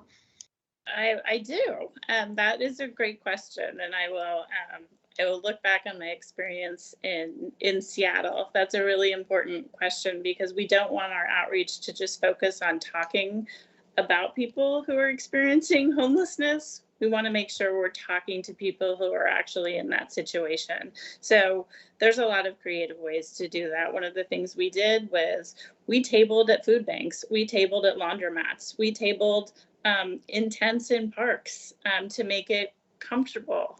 We went into their environment to have conversations, and it was just a person talking to a person. So I don't know if there will necessarily be like monetary incentives, but there will definitely be creative ways to have those really safe, comfortable conversations where people can be vulnerable and build that trust. So thank you for that question. All right, Youth Councilor Nog, anything further? No, not at this point. Okay. My two things, one has sort of partially been covered, just comments I wanted to make. One was about Just Compassion. I had a long meeting this last weekend with a board member at Just Compassion who had read the Tigard Life article and wanted to talk further. And then we also had the outreach that Chief Mcalpine was referring to with the staff earlier today. I think it might have been late yesterday or earlier today. And I guess I just want to make sure that we're thinking about, and our staff are even thinking about, Just Compassion now. I think if we'd wanted to do, for example, the outreach and assessment, I appreciate the police department doing what they did, and I think they did a fabulous job. But to the point Commander Rogers was making about that may not always be, you know, a uniformed staff member from a police department may not always be the best way to get homeless individuals or houseless individuals to talk about their needs. I think Just Compassion probably, if we asked, would have jumped right to that pretty quickly with us.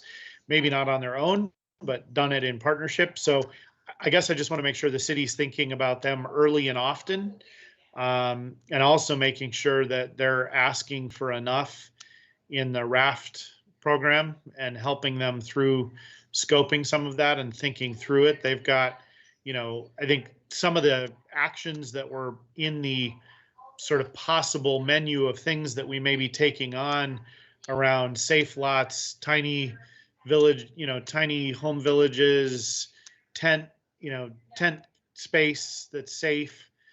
Those are all things that they're interested in discussing as well. The second comment I want to make is actually a little bit related to that, and that is that if either the members of the council or our staff were not tracking this, there have been a lot of changes in the last legislative session that make citing and accommodating resources for houseless individuals easier and less onerous, and actually sort of command jurisdictions, including cities and counties, to handle the sort of citing of those types of things in a certain manner that is less burdensome than it used to be. So I just want to make sure if people weren't or haven't tracked that they're aware of details around that. So just a FYI, that's all I've got. Anyone else have questions or other comments? I do want to commend the entire team, both the council for being really clear and direct, and the staff for being super responsive to our business community, our residents, and the needs of our community. And with that, I see Councillor Goodhouse would like to say more, and then we'll go to Assistant City Manager Nyland. Thank you. With your last comments, Mayor, you reminded me of another topic or another part I was going to mention, is that, and it kind of similar to what Councillor Shaw was saying, is that if we have different cities doing different parts of this, for us to put more of an emphasis on the state legislation to really make to work on these issues, so we don't have different cities pushing the problem from one city to their city or trying to use resources. We as a city don't have enough resources. The county doesn't have as much, but the state as a whole, if we focus on that, we don't have to worry about it bouncing from one community to another community, and also push just more for an emphasis to bring back from decades ago, the mental health, really focus on that. We used to have the mental health hospitals We used to have a lot more resources, and once we abandoned those resources and really let everyone out, we saw a lot more of a problem with mental health issues. And as we've mentioned, the police aren't trained, nor is that really the responsibility for them to take care of those. So we can really put more of a city focus on our state to do more money, resources towards mental health. That'll be a huge step in really addressing this. Right now, we're putting a Band-Aid on it, but until we can get back to really treating, I've said it before, treating people with mental health issues is, not really in my mind humane to have someone that, can't get the resources or the help or the care or the medication they need. And the more that we can really do that and put those resources there, I think we'll see a lot less of this problem. All right, Assistant City Manager Nyland. Yep, just a quick follow-up on a couple of the comments made. We are speaking with Just Compassion.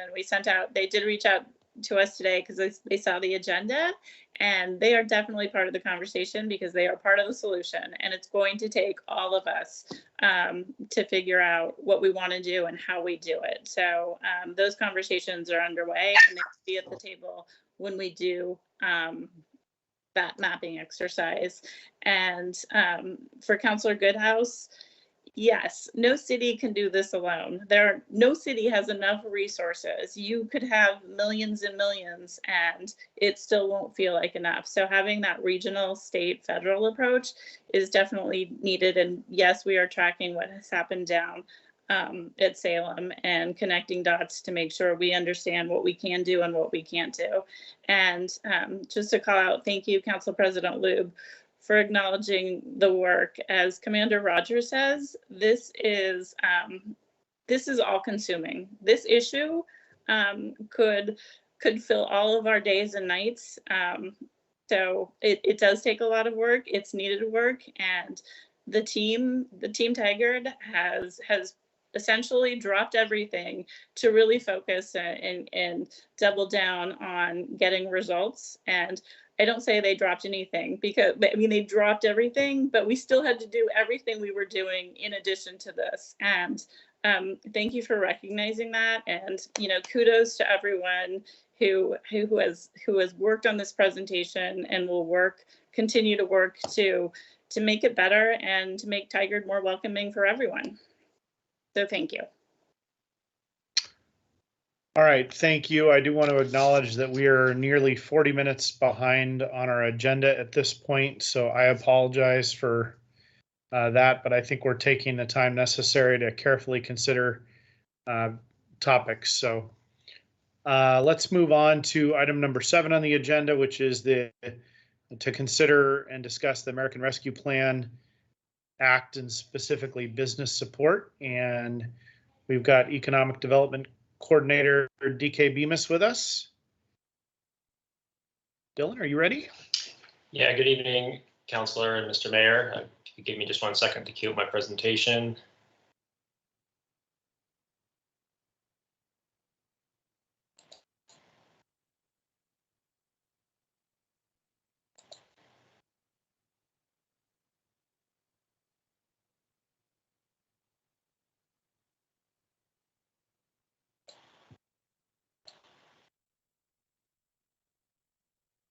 Okay, so yeah, again, good evening. I'm an Economic Development Specialist, Dylan DK, and I'm here to discuss the business needs assessment the city team conducted over the past few weeks in response to City Council feedback at the August 24th Council session.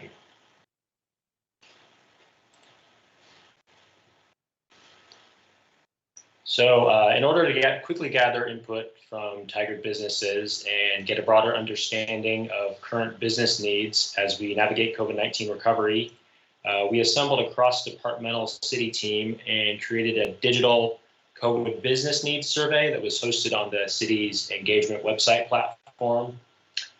This survey was also used to gather information about the future plans of businesses, any concerns business owners may have outside of COVID-19, and also to better understand how businesses prefer information from the city to be communicated to them. The survey asked 5 key questions. Question 1 asked business owners to identify their most immediate short-term business needs resulting from COVID-19. Question 2 asked about business owners' long-term needs resulting from COVID-19, with an additional follow-up question asking where they see their business in 2 to 5 years and what they need to get there. Question 3 asked what business assistance from the City of Tigard would be most beneficial right now. Question 4 asked about any other concerns not related to the COVID-19 pandemic. And question 5 asked business owners how they prefer to receive communications from the city. So in order to quickly and widely circulate the survey to Tigard businesses and ensure as many business owners as possible had a chance to provide their feedback, the city team used a variety of outreach methods, including in-person visits by 5 team members to 138 businesses around Tigard, including businesses in downtown Tigard, Washington Square, Lincoln Tower, the 99W corridor, and 72nd Avenue corridor. And during these visits, staff spoke with business owners about the purpose of the survey and gave them the flyer that's pictured here with details about how to access and complete the survey.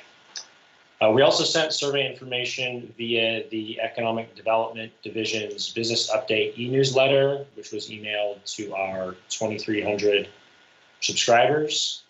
Also emailed the survey via the Cityscape e-newsletter to their 30,800 subscribers.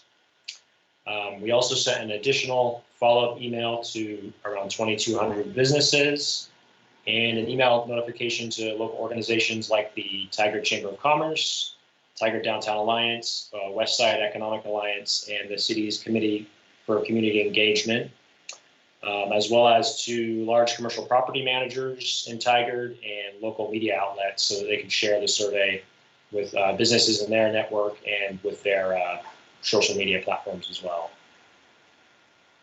We also mailed the survey, the flyer shown here with information about the survey via postal mail to all 2,500 plus registered businesses in Tigard, and sent an SMS text message notification, which was sent to around 1,100 businesses that had mobile phone numbers on file with the city. And it also used social media marketing via the city's channels like Facebook, Instagram, and Twitter. And at this point, I do want to point out again, this outreach effort was really a cross-departmental effort, and we had a collection of dedicated staff members who really realized the importance of this issue and stepped up to assist with the outreach. We had staff from economic development, the communications department, the library, the police department, and the city management office all assisting this project. So after this outreach, we received a total of 95 survey responses, which represents around 4% of the total businesses in Tigard. The respondent businesses are mapped here. As you can see, the businesses were pretty widely dispersed around the city. And now going into what we heard, the survey results, these next few slides are going to provide a summary of the survey responses we received and highlight the top 3 or 4 responses to each question. So in response to question number 1, which asked businesses their most pressing short-term needs resulting from COVID-19, the top 4 responses were concerns related to issues involving cash flow or lower than normal business volume, issues with hiring and staffing, needs to ease the state mandated COVID-19 restrictions so that businesses can return to normal pre-COVID operations. And finally, some businesses noted that they actually had no needs at this time. So for question number 2 about long-term business needs resulting from COVID-19, businesses reported about many of the same issues as their short-term needs, including cash flow issues, businesses having no long-term needs resulting from COVID-19, needing the safety restrictions to be relaxed so they can return to normal operations, and issues involving hiring and staffing. Next for question 4, which asked about businesses, what type of business assistance would be most beneficial to them right now. The top responses were financial assistance, don't need any assistance at this time, and staffing assistance. Concerning question number 4, asking about any other concerns businesses might have that are not related to COVID-19, the top response from businesses was that they had no other concerns, followed by concerns about crime, safety, or theft. Concerns are related to the unhoused population and concerns about potential rent increases to the business's commercial space. And finally, when asked how they would prefer to receive communications from the city, the business owners who responded overwhelmingly said they'd like to be notified by email, followed by a few that preferred to be notified by mail, post mail, or text message.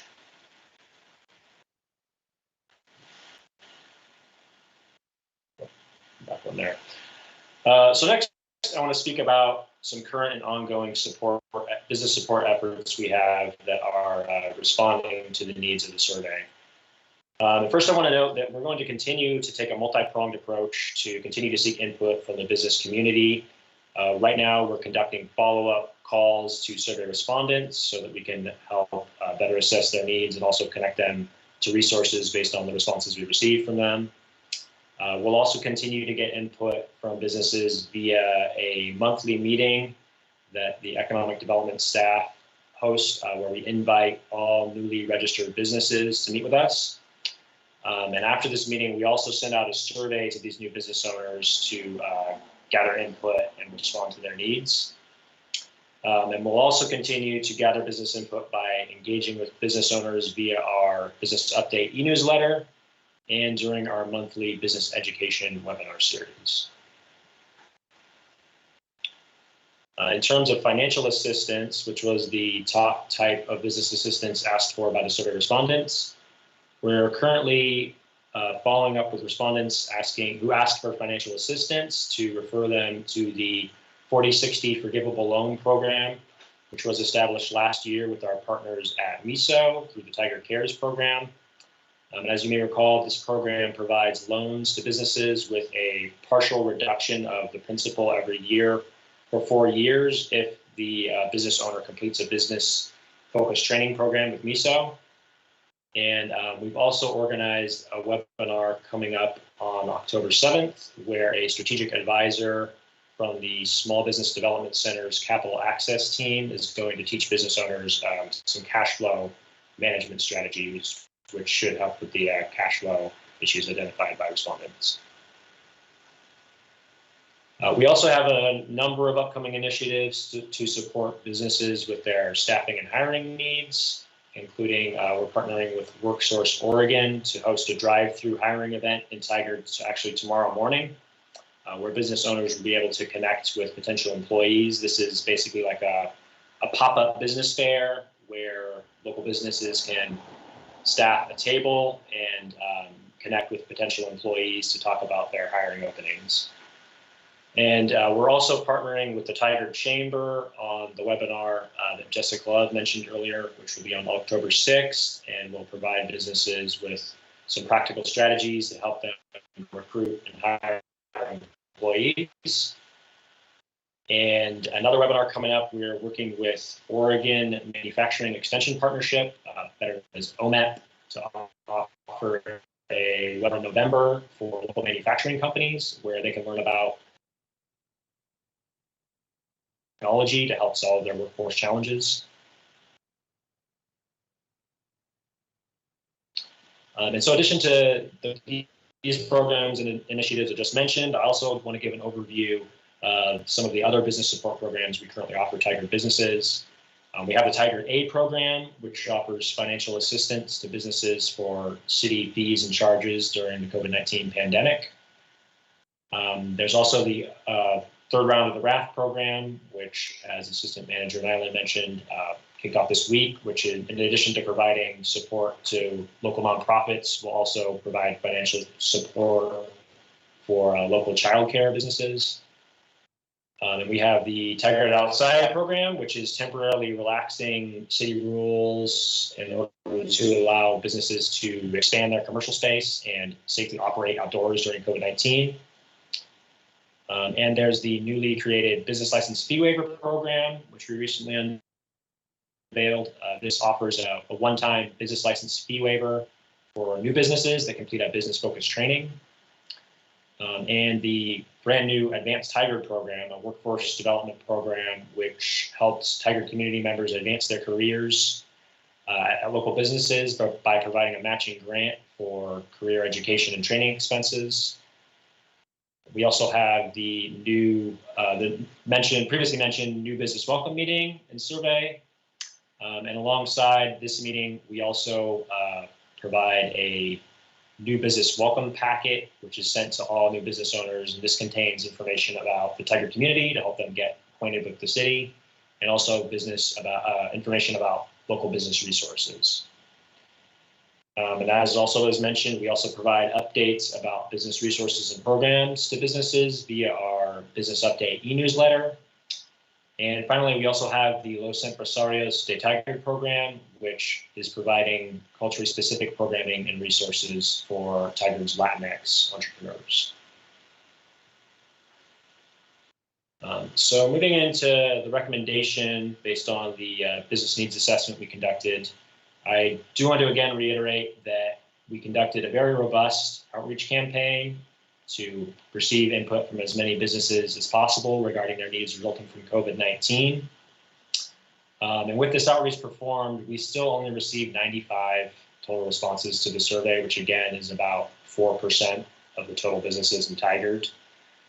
And really this low response rate indicates there really isn't an acute immediate need among most Tigard businesses like we saw in 2020. Last year, we were fielding hundreds of inquiries from businesses in need, but we're really just not seeing that same level of need right now. At least we're not getting that level of input. We know from the responses we got last year, businesses were reaching out to us directly, so they know how to reach us. We're just not hearing from that many businesses right now. And as the COVID-19 safety restrictions are beginning to ease up, and the economic outlook in the city and region is really continuing to improve, and we're hoping it will continue to improve in the coming months. So with that in mind, we recommend continuing our current business support programming while monitoring business conditions as COVID-19 economic recovery evolves. And the economic development team is prepared to return to council quickly if the economic situation worsens or additional input reveals an opportunity to assist businesses with recovery. And with that, I'm happy to answer any questions councilors may have. Well, thank you again for doing such a robust set of work since we sort of gave this request and direction just about 3 weeks ago. It's pretty impressive what you all have been able to pull off, at least to me. I'm assuming we'll hear that from other members of the council, but I'll just say that at the outset. So thank you. Clearly robust and thoughtful.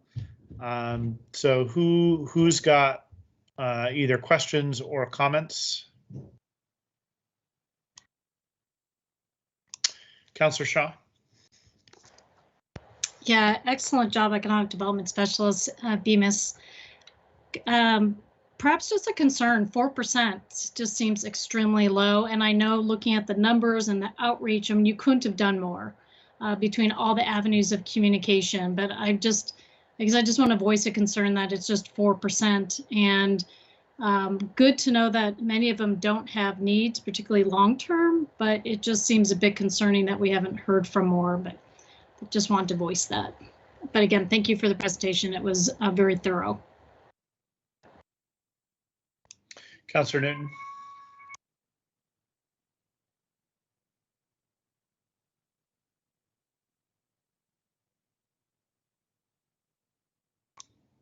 You need me to unmute you? I think oh no, I can't. I can only mute you. I can't unmute you.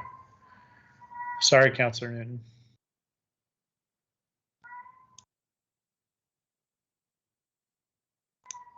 You want me to go to somebody else? Will you work on that?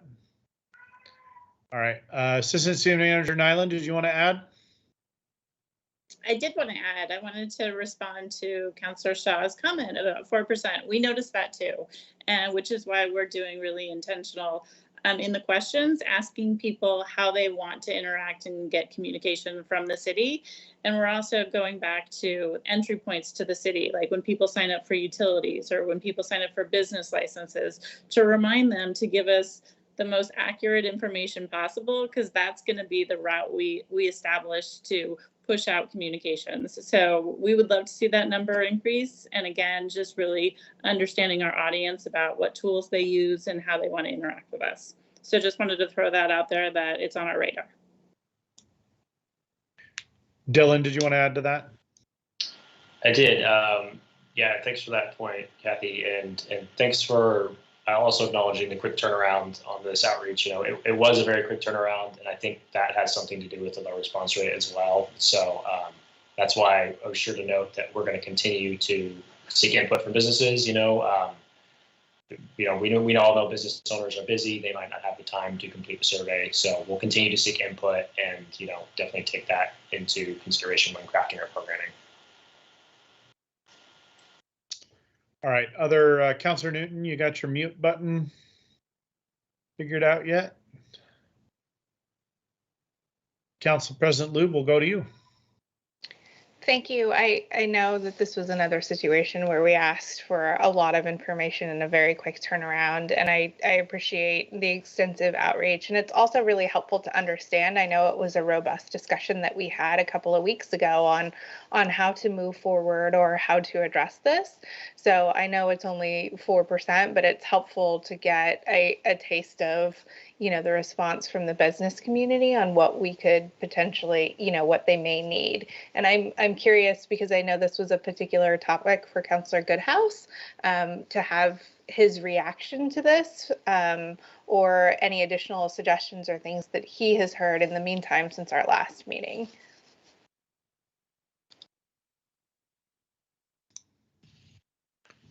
Thank you for that. Yeah, and I know Dylan, I was actually in the downtown at the deli when he actually came in, when it made the rounds. So that was that extra nice part to actually go into each of the businesses and get there. I wonder, with going in there, if you have people with different business hours at different times, if you were able to get a hold of everyone. From what the results came back, I agree with it. There's people are needing still. They're worried about rent. There's still the problem with staff. That's a big problem, is really staffing and finding available staff. I've seen a lot of the businesses close for days because they can't find staff or people to work. So it's not that they're not busy, but they're having me close. There's another part with having food or produce or things like that. I don't think the city can really necessarily help on that as much, unless it's maybe a cash flow issue for businesses to really buy that extra amount of food. So with different shortages happening, if a business doesn't have like a week or two supply, if their vendor is out of something, then they're kind of stuck until they can get that again. And maybe that's where that cash flow is coming forward, as far as having enough cash flow to pay for the staff or have that inventory there. But I think the biggest thing is really just to be able to help with the hiring the staff or seeing what their needs are. And then just really what I'm seeing businesses talk about is, like you're saying, that they're finding their own ways to try to drive traffic down there. The Taste of Tigard, some of those things were going to be some programs that were going to drive people down there. Halloween. So really, any additional help of whether maybe being advertising or ways to get people into those businesses, whether it's in the Triangle or downtown or just businesses in general, what can be done to help drive traffic back to these businesses is really what the business owners are trying to figure out what to do and how to get that there. I always kind of say that the business owners more want, they don't necessarily want to hand out, help or things like that would be great. So maybe I think sometimes they're leery of taking cash or taking a handout, especially if it's something they might have to repay back. But something that can be done to help drive business to their business, show that they're open, or give those resources is what I've been really hearing about, and businesses trying to figure out if they can kind of start on their own, collaborating on doing something or working on it. Because there's been a little bit of rhetoric where either different, maybe the chamber or the TDA or the city works on something, but then stops, or it's going to work and it changes. And business owners are saying, well, we can't have something where we plan on something happening and we don't do it ourselves. So they're looking at trying to figure out how to do it themselves. But if there's maybe a way to communicate more or get some kind of programs in place to work with them, that'd be good. Maybe the Taste of Tigard could be made virtual. There's a bit of a talk of some of the businesses trying to figure out maybe their own kind of weekend or something, but I think that with the city, the biggest thing I hear is that businesses move quickly and can pivot quickly, and it seems like the city, it's just how we maybe have to work and go through the resources, or we don't pivot and adapt as quickly. And so maybe there's a way to look at, some of that ARPA funds, having more of a dedicated business person that can really be full-time focusing on pivoting and adapting to everything that needs to be done, and solely focus on that. That might be a resource, because like with the Taste, if it doesn't happen, if there was a quick way for the city to pivot and take care of that, would be great. But we don't seem to work the same speed, because that's not our main focus. But when you get a business owner and they need to have people through the door, they quickly pivot to find a way that works to get people in there and find resources, or they keep finding other ways to do it. Dylan? Sure, yeah, thanks for all those points, Councilor Goodhouse. And yeah, I know we spoke when I was doing the outreach, and I just wanted to first address that point. We, of course, yeah, businesses operate at different hours, but we, at least in my visits to downtown, I was able to hit about 90% of the businesses on Main Street. Most were open. I was there around the middle of the afternoon, around 1 o'clock. It seemed to be a good time. In regard to what you were speaking about for business advertising to help drive business back, that was a need that was identified by some business owners. It wasn't one of the top needs identified. So that's certainly something we can look into, though, because there does seem to be a need there. And just to your last point about a person to help business owners, pivot to these new ways of operating, that really is a big reason why we're establishing some really strong partnerships with local nonprofit business advising organizations, is because, as you all know, we're really a team of 3 in our economic development department, and we just don't have the skills to provide that type of hands-on advising, but we do have connections to a lot of advisors in the area that we can refer businesses to. So that's something we're actively trying to promote, through programs like our business training scholarship, where a business owner can go take a training program to learn some new skills.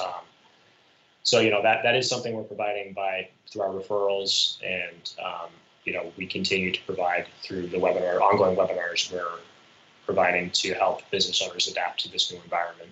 And lastly, to Taste of Tigard, yeah, that was unfortunate. We had a great festival lined up for this year. And so hopeful that we can bring it back next year in June, just to get more business going to the local downtown and citywide businesses. Can I jump back in? I guess what I was saying as far as pivoting and so for the dedicated person, it's not necessarily the training or the skills for the business owners. It's those activities, or if they want to coordinate something, getting a quicker approval through the city, or more of a working with someone that's dedicated to that area, as far as if they have an idea that something that can be streamlined and put into place into a process. So if there wants to be an event or something like that, it's not something that where it takes, okay, this is going to take 3 months to get paperwork and do things and get everything in. It's more if business owners want to put on an event in 2 weekends from now, or they want to every other weekend put some kind of event on, or they want to do something themselves, that's more of that aspect. So I want to make sure that's not being lost, where if you're thinking that this will solve it by giving training, it's not necessarily looking at training on how to run their business or how to operate or so forth. They're looking from that actually standpoint from the city, that if they also want to do an event or they want to do something, that they're not having to go through 30-page document and getting a bunch of different insurance policies and having to get all these different things. There's a streamlined process that if 3 business owners get together and want to do something, they can get that done right away. or they can talk to someone on what needs to be done, or how do we get these processes in place.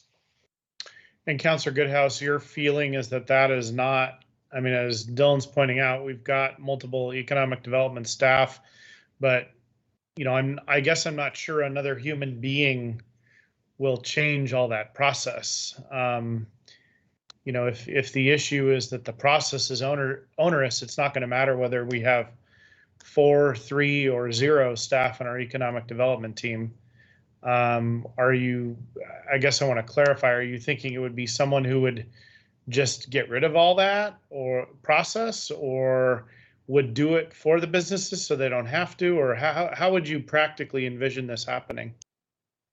And you raise a couple different good points that are separate. There's one, so the paperwork and that process, if we can as a city streamline that, the biggest thing I hear from either the TDA or the chamber or businesses or so forth when they want to put something in place is just the process and what has to be done. And sometimes it's okay, do these items, and then they do them, and then there's a couple more items to do, and there's a couple more items, or okay, here's our agreement, but it's this 20-page thing of things you can't, or you have to get these policies, and everything seems to be so strenuous and drawn out that it's not simple to do. So that's one good point, where if we can make the whole process more streamlined. And the other thing would be maybe where there's, maybe not a full-time, but a part-time dedicated person that they can feel like they can relate to or talk to, and how do they get events, how they do processes they want to do, or if one event doesn't work, how do they do more events, or who do they talk to get something approved, and either they want to use their universal plaza or they want to use in their part. Too many of the business owners, they feel lost, I think, as far as who they go to, who's their point of contact. So they talk to one person in this department or another person in their department, and they feel like they don't know how to do it, where to go, and how to get a quick answer. And I know I saw Steve turn on his camera, Steve Reimer, and I know I've talked to him a few times about just how the business owners, how they engage in with staff or get responses, or sometimes things just get too bogged down where as a city, we're like, this is what you have to do, X, Y, Z. Well, business owners like, well, I don't have time to do that. I don't understand your language. You're speaking city-ese and I'm doing business-ese. And how do we bridge those together so things are done quicker? City Manager Reimer, you want to respond? Yeah, thank you, Mayor. Thank you, Councilor Goodhouse. Let me just step back a little. When I became city manager here, Dan Murphy started with the leadership position for TDA. One of the things we said is let's come together with the chamber, with the city, with the TDA, and start having these conversations to address some of the issues that Councilor Goodhouse brought up. And so we've been intentional in those conversations. Lauren's attending their monthly meetings, and we're going to try to schedule our next one. And this is going to be really important, not only right now with COVID, but obviously with Universal Plaza coming on, and some of those key concepts of streamlining and looking at ways of doing business in maybe a more efficient manner, but at the same time making sure that all the responsibilities that we do have with using our public spaces is intact as well. And so we're committed to that. And so as specific items come forward, we can work through them now, but in the long term, we can also make sure that our process is as efficient as possible. I do recognize that Dylan and others, many have conversations with people. So the thought of trying to keep a point person, which is what Lauren is trying to do by being at least the monthly meetings to be that point of contact for the city, hopefully will help alleviate some of these issues. And then as we do look at long-term programming, we can find ways of ensuring that we have business certificates or insurance certificates on file, for as an example, right? There's some things we can do to cut down the things they have to do event after event. So we're committed to it, and it was unfortunate that we had to cancel the programs. I know Dylan, Kenny, Lauren, and many others were excited about the series of events we had coming up. And because of COVID, that was unfortunate, but we'll continue to find ways of activating our downtown. All right, Councilor. Go ahead, Councilor Goodhouse. And just for also kind of clarification is to keep a kind of an open thought process where not every business member is either part of the chamber or part of the TDA. So how we kind of work with those. So there's some that, if we communicate with the TDA or we communicate with the chamber, we're not necessarily communicating with all those businesses. And there's some that are choosing not to be part of those because they feel they don't want to be part of that or they want to do something. So there's still a bit of a disconnect in downtown. I think where some are part of one group and they're part of a group, and they have another just want to do their own things. And so that's also maybe a way that as a city getting in touch with everyone and figure out how we can really communicate with all those businesses and try to get some, cohesiveness to do activities and more of a everyone focused. We got to remember not every business is in downtown too. The vast majority of businesses are actually not in downtown Tigard. So it's even more challenging than that. Yeah, with the triangle coming and then the other parts of the city as well. Councillor Newton, you've been super patient. Hopefully your technology is working again. I saw you left and came back. Yeah, I got bumped off. I don't know why. I just wanted to say that, and I appreciated the discussion, but I really appreciated the effort that our economic development team went to do all this outreach. Very impressive. And I do want to say that I think continuing ongoing outreach will help, because maybe businesses at a given point in time will say, oh, maybe I should ask about this, or maybe I should check on this. And maybe to Councilor Goodhouse's points, maybe we could continue to encourage people to, to contact our economic development team, which quite frankly, I think is the best place to start. That team's been great and very responsive. So I have heard a couple of businesses that I have encouraged to sign up for your newsletter who didn't know about it, because I said that's a good place to find out what's going on. So we might want to put something in some other, utility bills or social media to remind businesses to sign up for that, because a couple of people, and they told me later, a couple of businesses that they were glad they had signed up. So anyway, but thanks. Great work, and appreciate the ongoing outreach to our business community. Dylan? Appreciate that feedback, Councilor Newton, and just feel free to pass my information along to any business owners if they want to start their newsletter, and I appreciate the feedback. We'll be sure to circulate more info about that to get more businesses signed up. All right, so I want to try to wrap this up. What I'm getting a sense of is that the staff's made a recommendation. Everybody has provided some input and thank you in various ways. Councillor Goodhouse provided a lot of specific feedback, and I think the staff recommendation, at this point, I hear a majority of the council, or I think I'm seeing a majority of the council agreeing with the staff recommendation to proceed with the programs that we have in place now, continue monitoring, and then more sort of programmatic feedback and concerns that Councillor Goodhouse has raised, the city manager and the team are on top of, but we are not going to alter course from the staff recommendation at this time. That's what I'm gathering. If I'm wrong about that, I see thumbs ups from Councillor Newton and Council President Lube. So I think that's where we're at, and I just wanted to state that. Staff, do you feel like you have what you need? We do, yes. Thank you very much. Okay. All right. Thank you. We will move on to item number 8. We have no non-agenda items. Item number 9, City Manager Reimer, your administrative report. Well, thank you, Mayor. This will be rather brief because I think the last 2 items took about half the items I was going to talk about already. We've mentioned them. So, but I want to start by thanking all of our teammates on both the last 2 items that the council dealt with. That you've recognized them, and I appreciate that.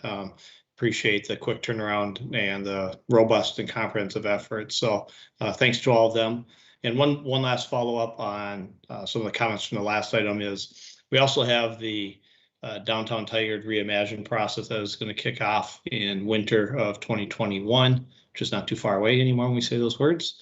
And so that's really going to be looking at how we make sure we have the most vibrant downtown, from our built environment, from the climate, from equity, walkability. And so obviously events and some of those things all will play into that. So I think there'll be another opportunity to formally work on some things that Councilor Goodhouse was also bringing up, that we can make sure that the vibrancy will be a result of our processes as well. So with that, just a couple things. Last week, we kicked off our fiscal year 23 budget process internally, which is kind of crazy to, there's the first reaction. So just like winter's coming, so is budget. And so we started that process just reviewing our process itself, because this will be my first year going through from the start to the finish. And so reviewing that.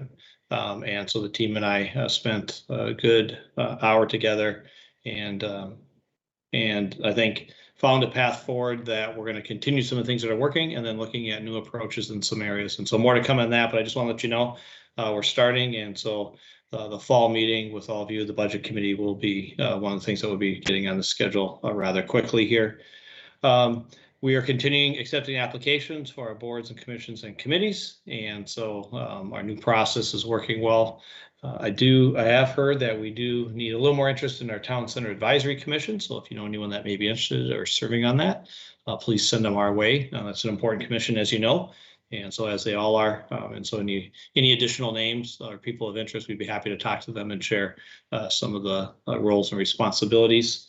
Raft Round 3 is launching, as Dylan said, but I just want to reemphasize that we are launching that. Thanks to Skylar, Nicole, and others for their efforts, and we'll be reaching out directly to our nonprofits, faith-based organizations, as well as childcare providers. And so one more way of trying to support our community. Our library curbside pickup continues to be popular. We had roughly 200 customers, or patrons, if you will, last year use our curbside, and many are sharing that for a variety of reasons. The convenience factor is something that they really appreciate. A mother who shared she was 7+ months pregnant said it's just a great convenience to be able to pull up and get my materials. To others that say they have pets with them or others with them, that it's just easier to pull up at the curbside and get the material. At the same time, our circulation is dramatically rebounding, about a 12% increase from August over July of this year, and a 171% increase over August of last year. So obviously the impacts of COVID and stuff are part of that. But at the same time, like many other things, people want to do things, and so our library is continuing to be a great resource for that. I was going to mention many of our couple upcoming events for economic development, but those were mentioned, like our drive-through event tomorrow, but we encourage people to use that. As a side note, it's not just a drive-through, you can also walk up. So if you do talk to any community members, they can also walk to the event. They don't have to be in a vehicle.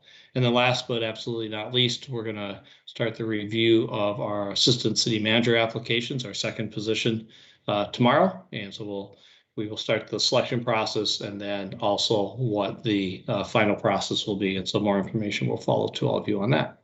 And that concludes my remarks, and I hope you all have a great evening. Thank you. Thank you, City Manager Reimer. Any questions or follow up there from council? All right. Let's move for adjournment. Is there a motion? I move to adjourn. I'll second the motion. Okay, it's been moved and seconded. City Recorder, please conduct a roll call vote. Councillor Newton, Yes. Council President Lube, Yes. Councillor Shaw, Yes. Mayor Snyder, Yes. Councillor Goodhouse. Yes. All right, we are adjourned. Good night, Tigard. Good night. Night, Tiger.